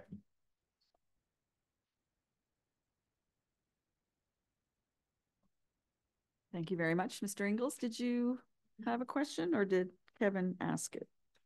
No. he didn't. Okay. So when I look at the zoning map, everything in that block is central commercial. So then, and our ask wasn't to change the zoning on this, was it? For that property? Yes. That is the ask. Yes. Okay. Well, just for clarity, the ask is to provide. Comment. Our Okay. views. The ask to council is Thanks. Sorry, just. Okay, yeah. So I mean, this is like an anomaly. It's been left over from the block. I mean, it should be done. Yeah, it makes sense completely, just to do it. I mean, you look at any other block, it's common sense. The question I have though is that you said it was a 20 by 50 building. So it's 200 square feet, 2 floors. Yes. Is that within like 2,000 square feet? Like, that's going to be an accessory dwelling on the property? It's going to switch. So if it goes into a commercial zone, then the main use becomes the commercial building. Okay. And the residential use becomes secondary. So that's allowed in the central commercial zone, which is the mixed use stream that you're pulling from for here. Okay, then. And then the third thing, and this doesn't really impact them at all, but I know they have they show some graphics of what they'd like to do.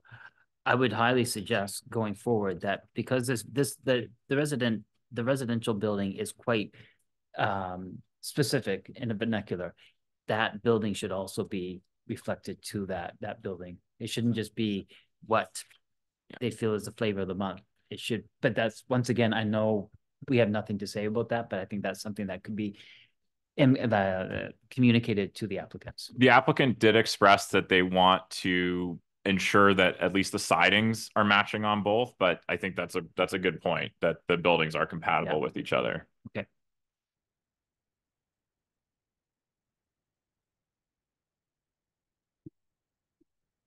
I'm just very supportive of the request. I think it makes sense. I think it makes total sense for their particular business that they are running. But to Kevin's point, I think that there should be some specific requirement that it is for this kind of this particular business, so that we ensure that that property doesn't get sold and another business with a lot of traffic or with other considerations gets put in that spot. But we're only making recommendations to council, correct? That is correct. Yeah, you don't have to figure out the condition. No. Can we? But it would recommend? be our view. Yeah. Yeah. Right. Yeah.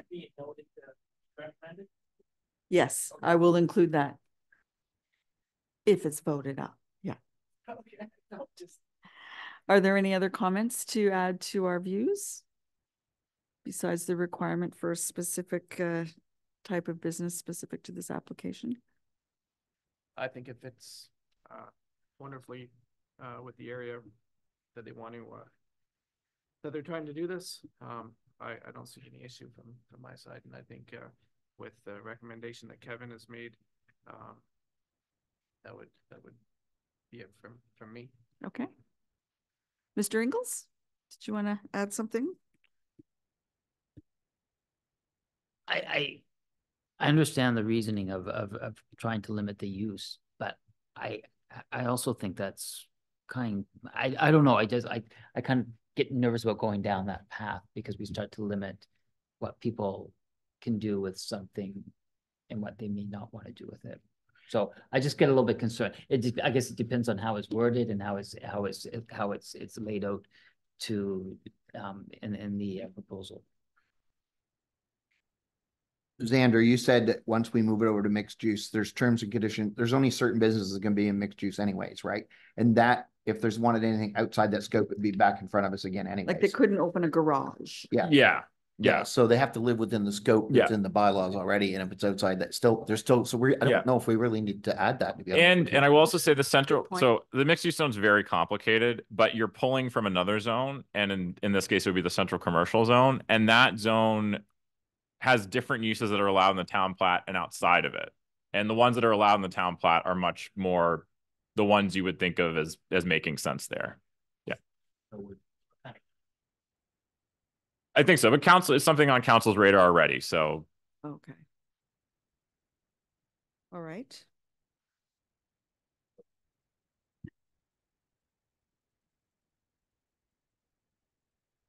Did I hear you say you wanted to just make an observation that the siding should? Yeah, well, sorry, Dwight had brought it up already that the building siding is compatible with the existing building. Isn't that what we had talked about, or you're saying structure? Not so much the siding, but the design that it speaks together, because that building is quite unique. The peaks in the window facing. So you wouldn't want to just put, you want to make sure those buildings talk together somehow. But I mean, that once again, we don't dictate design. But we can send that recommendation to them for forethought. Okay. Yeah. So do we want a motion with that attached? Is that what you're saying? Well, yeah, I mean, what we do just need to just have a consensus on what I'm going to say in the letter. And so just from going around the table and listening to you guys speak, we're supportive of the application. We would just recommend that there be some consideration given to, well, that's not quite, well, these are just views, right? So we just would comment that consideration be given to the design of the building in order to make it compatible with what exists. Is that what you'd like me to sort of touch on? Yeah, that's good. Yeah, that's close. They'll get the idea, especially if they listen to this meeting. All right, if someone likes to would like to make a motion that I send the letter expressing these views, please signify or take it over. I would make a motion that we recommend those views that you have just stated to council. Thank you, Mr. Cross. Do we have a seconder? Sure. Any further discussion? If not, I'll call the question. All those in favor of these views being communicated to council, please signify by saying aye. Aye. And there being none opposed, I will write that letter. Yes. All right. Yeah. Text amendments. Oh. I have the same one. Well, I mean, yeah. All right, thank you very much for everyone's input there. Our next item is PAC 240412. Once again, we're being asked for our views on an amendment to zoning 2207 and zoning bylaw Z 2201. At this point, I'll turn it back over to Mr. Gopin. So I don't have a presentation for this one. It's their administrative text amendments. One is relating to being able to give temporary or special occasion liquor licenses, which has been something that's been able to happen, and then public safety changed some of their stuff, and now they need zoning confirmations with the bylaw specifically saying you can do it. The bylaw doesn't specifically say that. So that's a change that council would like to make. They also want to be able to have a digital sign out there, which the current bylaw doesn't allow them to do. And then the third one is it's not changing any zones, but it's paving the way for an integrated development zone, which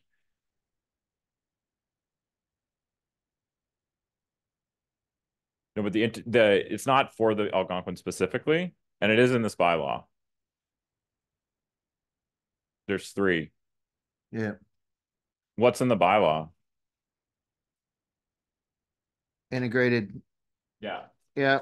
Section 3. Yeah. So it's not for any specific property. It's just creating a placeholder in the zoning bylaw so that because we think there's a few coming, it's kind of a council gets to work with the applicant to make a zone.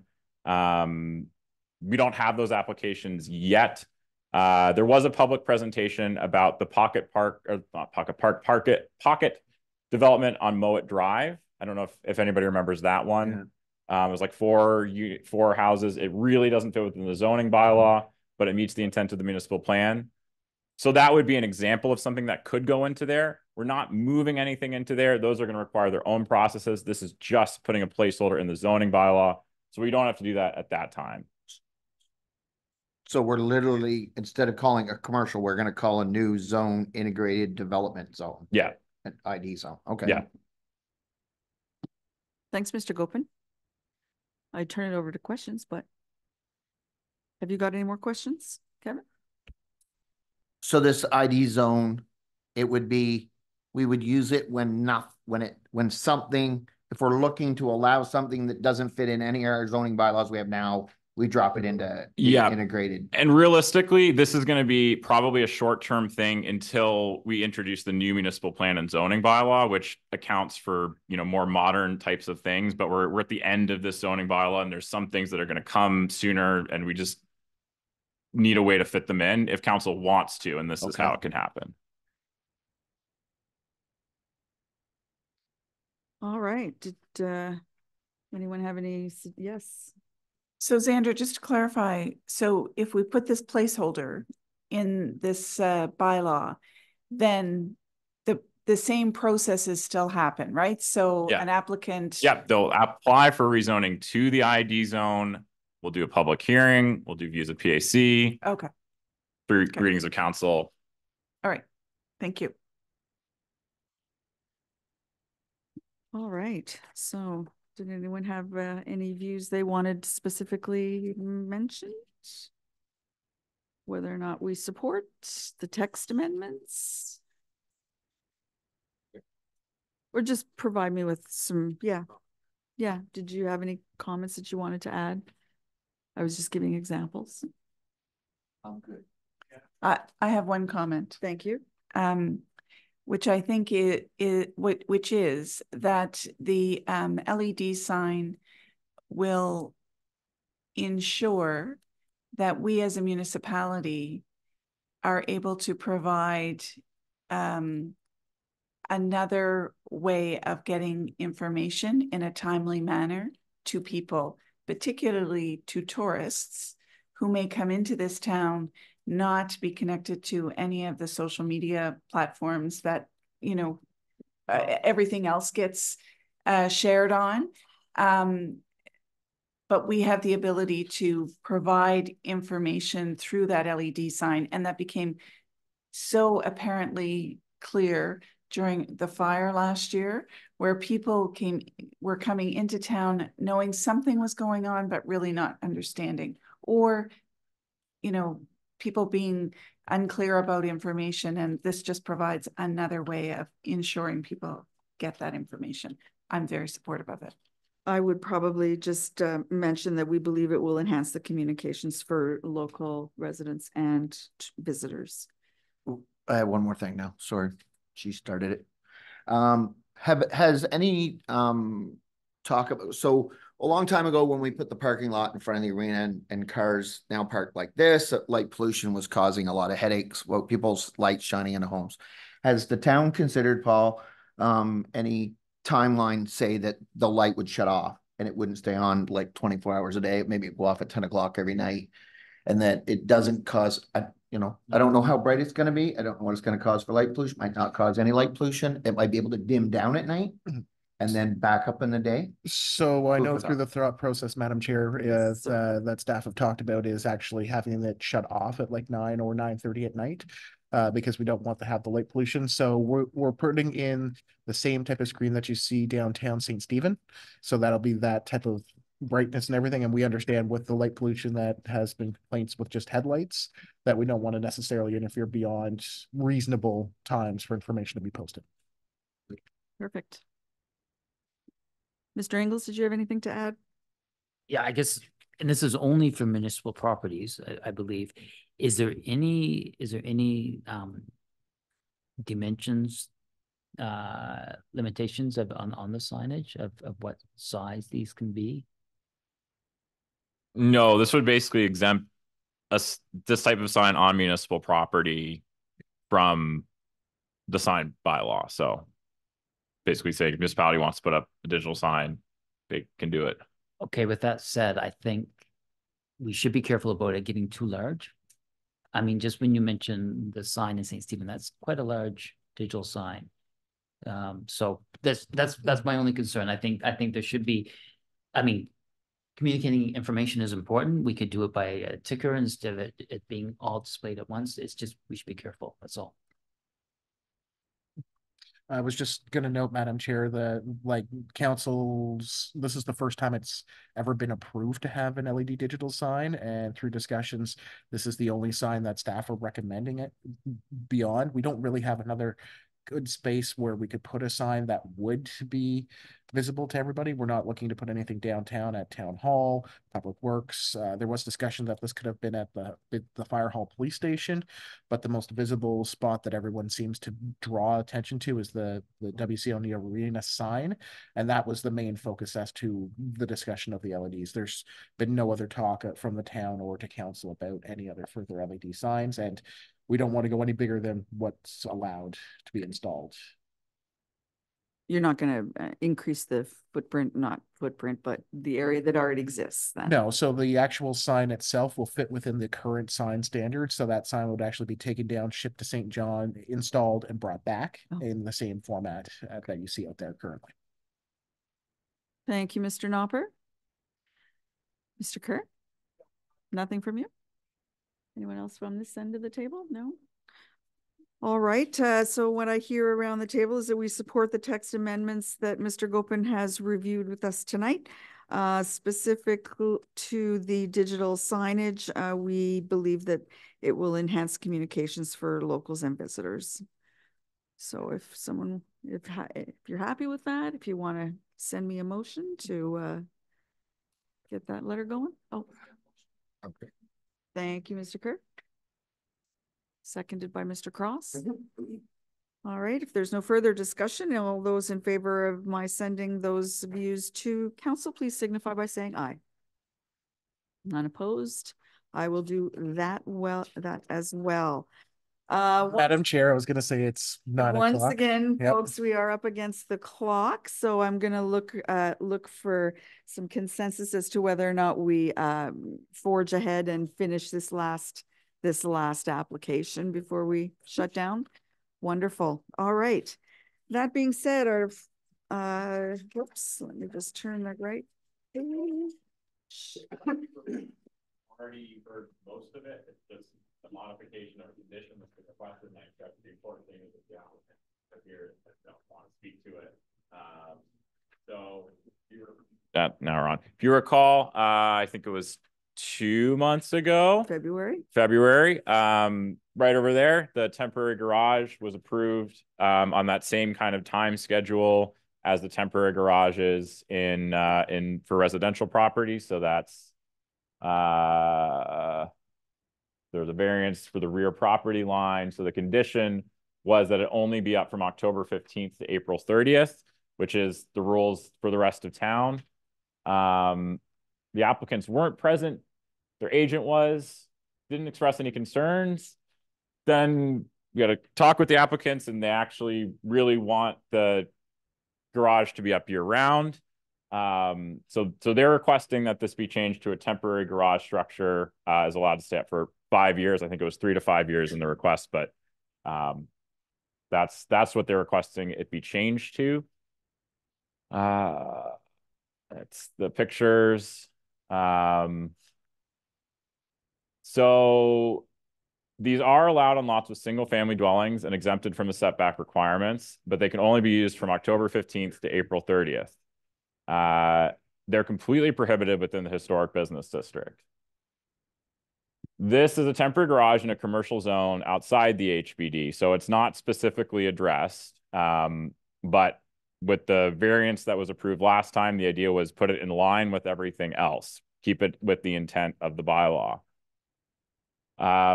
And when you look at those restrictions, it seems pretty clear that they're intended to maintain the aesthetics of the town during the tourist season.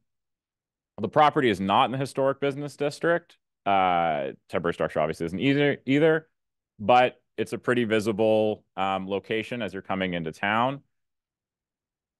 And I think from staff's point of view, there's less concern with a more permanent structure getting a variance in that location that looks like it fits in. But the temporary nature, saying this gets to follow different rules than the other temporary garage structures in town, in my point of view, does not meet the intent of the bylaw. There was no concerns from neighbors. People have generally been supportive of this. But again, I have to go back to what is the intent of the bylaw, and I see it as saying these should not be up during tourist season, especially in highly visible areas. So I know the applicants will want to make a case for why it should be, but that is my recommendation. So I'll leave it there. Thank you, Mr. Gopin. Does the committee have any questions for the planner?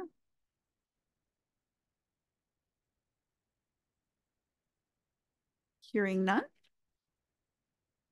Would the applicant like to make a presentation at this time? Yes, I would. Sorry to have been short with. Well, I'm Brian MacDonald, and my address is 3-46 Reed Avenue, right next door. I parked my truck outside so you could all see it's a real old antique. The truck is stored in the winter and is outside. It's stored indoors in the winter, and it's outside in the summer. It has deteriorated since I bought it from being outside in the summer. To cover this, fix it, we purchased a structure from CoverTech in Woodstock, New Brunswick. The structure is on our property, which was the first problem with the bylaw said it's not on your property. Well, it is on our property. We have an implied, I believe, or it could be fully deeded. I haven't been able to check with my lawyer to find out, or he hasn't been able to find out. A deeded right away to access our parking at the back of our building. And I don't know if the town knows, do we have that? At this time, I cannot comment. Okay. To my knowledge, when we purchased this, there were no restrictions on this type of structure when it was erected based on my property zoning. I'd like to keep the structure as long as I have the truck, 3 to 5 years. And I appreciate your consideration. Thanks, Mr. MacDonald. Appreciate that. And sorry to have been short with you earlier, but we do have to follow the process. I know you wanted to move the agenda item up a little bit, but I just wanted to express my apologies for being short with you if I was. All right, do committee members have any questions for Mr. MacDonald? No, they're being almost. Okay. Sorry, so in the past, where have you stored the truck in the winter? At Storage Tech. Store. Okay, so it's been stored inside Indoors in the winter time. in the winter, and that's not. And outdoors at my property in the back in the summertime. And so your concern is more of you want something permanent year round, whether it's the summer or the winter. Correct. Okay.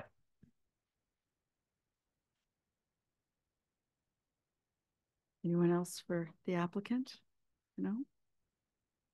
All right. Thank you. Thank you.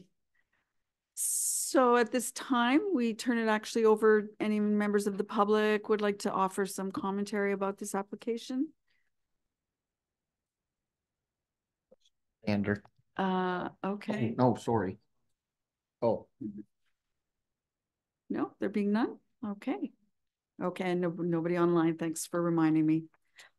All right, so back over to us. Would you like to ask a question? What? Maybe. Xander, we were just you did your presentation. Let me be clear. So this is central commercial zone. So we know that the existing zones in town aren't allowed to have, they're only allowed to have it up between that till the October 15th to April 30th. Does that blanket the whole town? No, that's only for residential properties. But then the prohibition on them in the historic business district would apply to any property in the historic business district. Yeah, which is 0 downtown in the historic business district. It's not, right? Yeah, there's none allowed, right? Yeah, it's not allowed. 0. Commercial or residential. And then in this area here is this considered historic? No. No, just the downtown in King Street. Yeah. Okay. Okay. All right, back to the committee for a motion and discussion. Anyone would like to take a stab at the recommended motion or?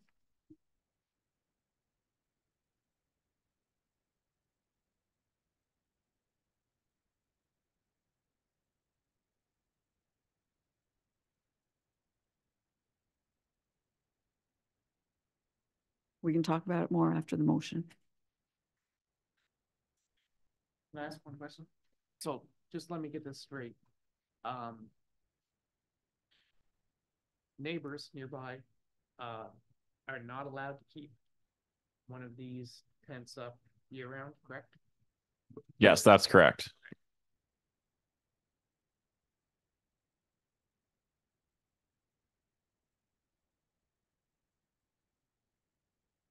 Make a motion? I would certainly welcome that. I'll make a motion that the Planning Advisory Committee of the Town of St. Andrews does not modify the conditions set by the PAC for the temporary structure at 46 Reed Avenue, PID 1518 6422 for 701816 New Brunswick, Incorporated, Judy MacDonald. Thank you for your motion. Is there a seconder? Councillor Harlan, thanks. Further discussion from the committee? Kevin? Sorry. Xander, I think, and now that we're running into this, should it be for future thought that a different wording that commercial outside of the central commercial, maybe it should just read all commercial zoning, do not allow it, and then it just blanks the whole plat. Because food for thought that, I mean, then everybody's on the same timeline, April 30th, October 15th, and that it clarifies, and he's correct, because right at the moment, like you said, it only covers residential and. Right. So, yeah, I mean, I think, is this the best way to deal with these moving forward with that level? I'm not entirely sure. We're going to redo everything and we'll have consultation with people. When we looked at it the first time, we basically said, we're going to treat it like an accessory building because it's not addressed otherwise. But the condition was put on to sort of say, well, it is a temporary garage and I think the thinking then was, well, it should follow the rules of other temporary garages. But it is also an accessory building. Structure. Yeah, not building.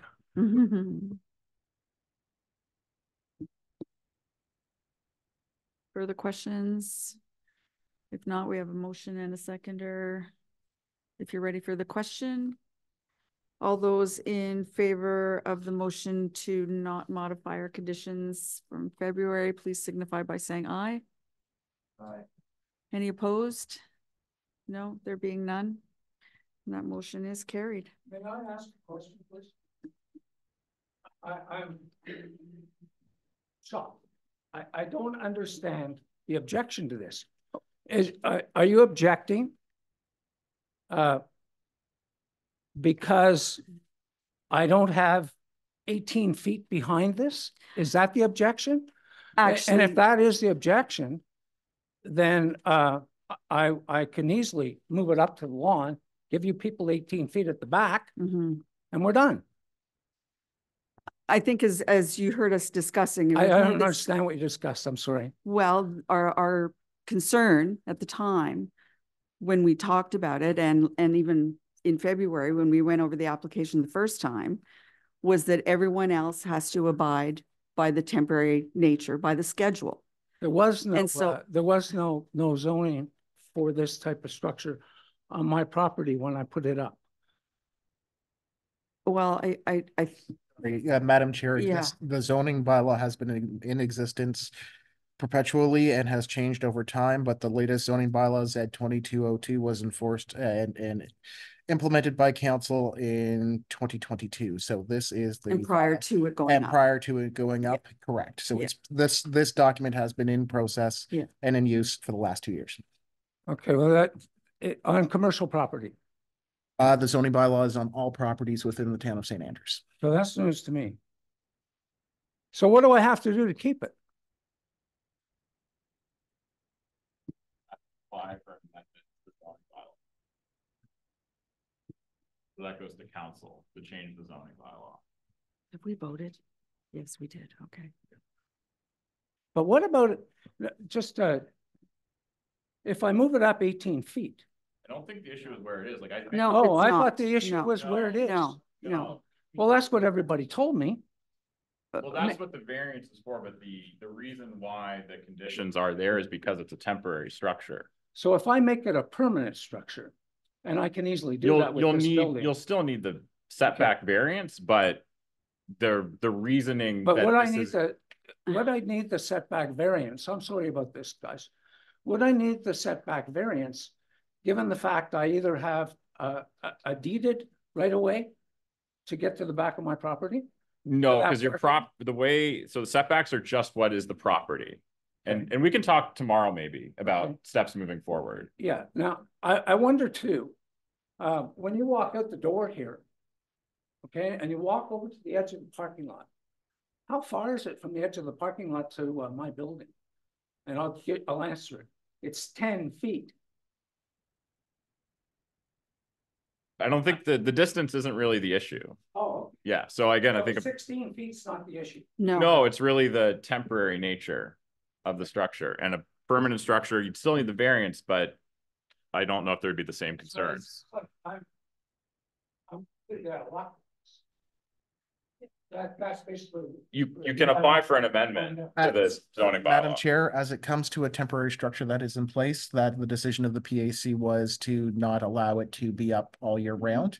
As Mr. Gopin has noted, a permanent structure might be considered in a different light, but it would still have to come forward to PAC, and it would be advised to have a discussion with Mr. Gopin about different options you have. But Where's your office? Your card? Yeah. Yeah, I'm in St. Stephen. Thank you. Yeah. Well, thank you, everybody. Thank you.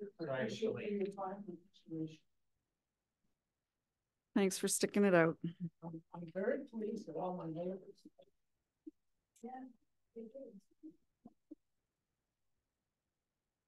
Oh, so now here we go. Sorry, I forgot we still had a couple things to manage here. Pretty quick. I'm gonna get through this. I promise. So we have no terms and conditions applications, no sign applications, nothing under new business. Does any PAC member have any further comments on tonight's? Oh, yeah, one. Okay. I was already given one. I wrote it down earlier because this was brought up by Dwight. So it's not really my comment, it's Dwight's comment. Have you a comment, Mr. Simmons? Yes, Dwight had a comment and he's scared to bring it up. So anyways, we were talking about term limits. And when does the next set of limits for board members as we move on? Yes, that's what we're in, aren't we? January's or in January. Next January. January 2025. Yeah, okay. Now we lost track of time because we were having so much fun on the committee. No, but Dwight brought it up and I'm the one to bring it up because I got the big mouth. Right. Anyways, it was about term limits and how the next round adjusts out, like who do we replace in January next year? Because you're not going to wipe out the whole board, of course. No, so And Madam Chair. Well, as the outlined- rules indicate, if I may, Yeah. as the rules indicate that we have all been appointed by the council and our terms are one year and they go from January, but we can be reappointed at that time. So Madam Chair, for clarification. Thanks. The chair and the vice chair are nominated each year. Right. Your term limits are set at 2 and 3 years. Oh, 2 and And they're 3. offset so that you will keep consistency within the board and that not the whole board is wiped out and it's new. So there will be options if people wish to renew, they can at that time. If not, and I'll bring this forward as it comes closer to the fall into the early winter, that if you choose to step down, then we would have to advertise as the town out for filling that position. So I will bring forward to the members that are coming up that your limit will be there. And then you can choose at that point if you wish to continue or not. I love the staggered nature of that, and thanks for the clarification. I appreciate that.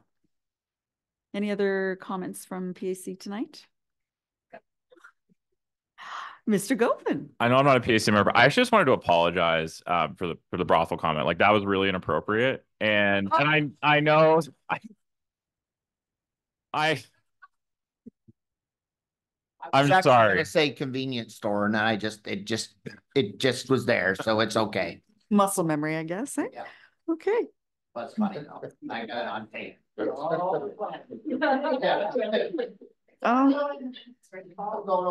Please note it won't be in the minutes, but it's definitely going to be online. Certainly. We post the whole video online, so feel for you. Well, we're such a fun-loving group. Yeah, that's right. Yeah. Maybe you said it was awful. Maybe that's what it was. Yeah. We can contribute. Just like that. All right. So no more comments. We have no closed items. So here we go at 9:17. This meeting is adjourned. Thank you very much.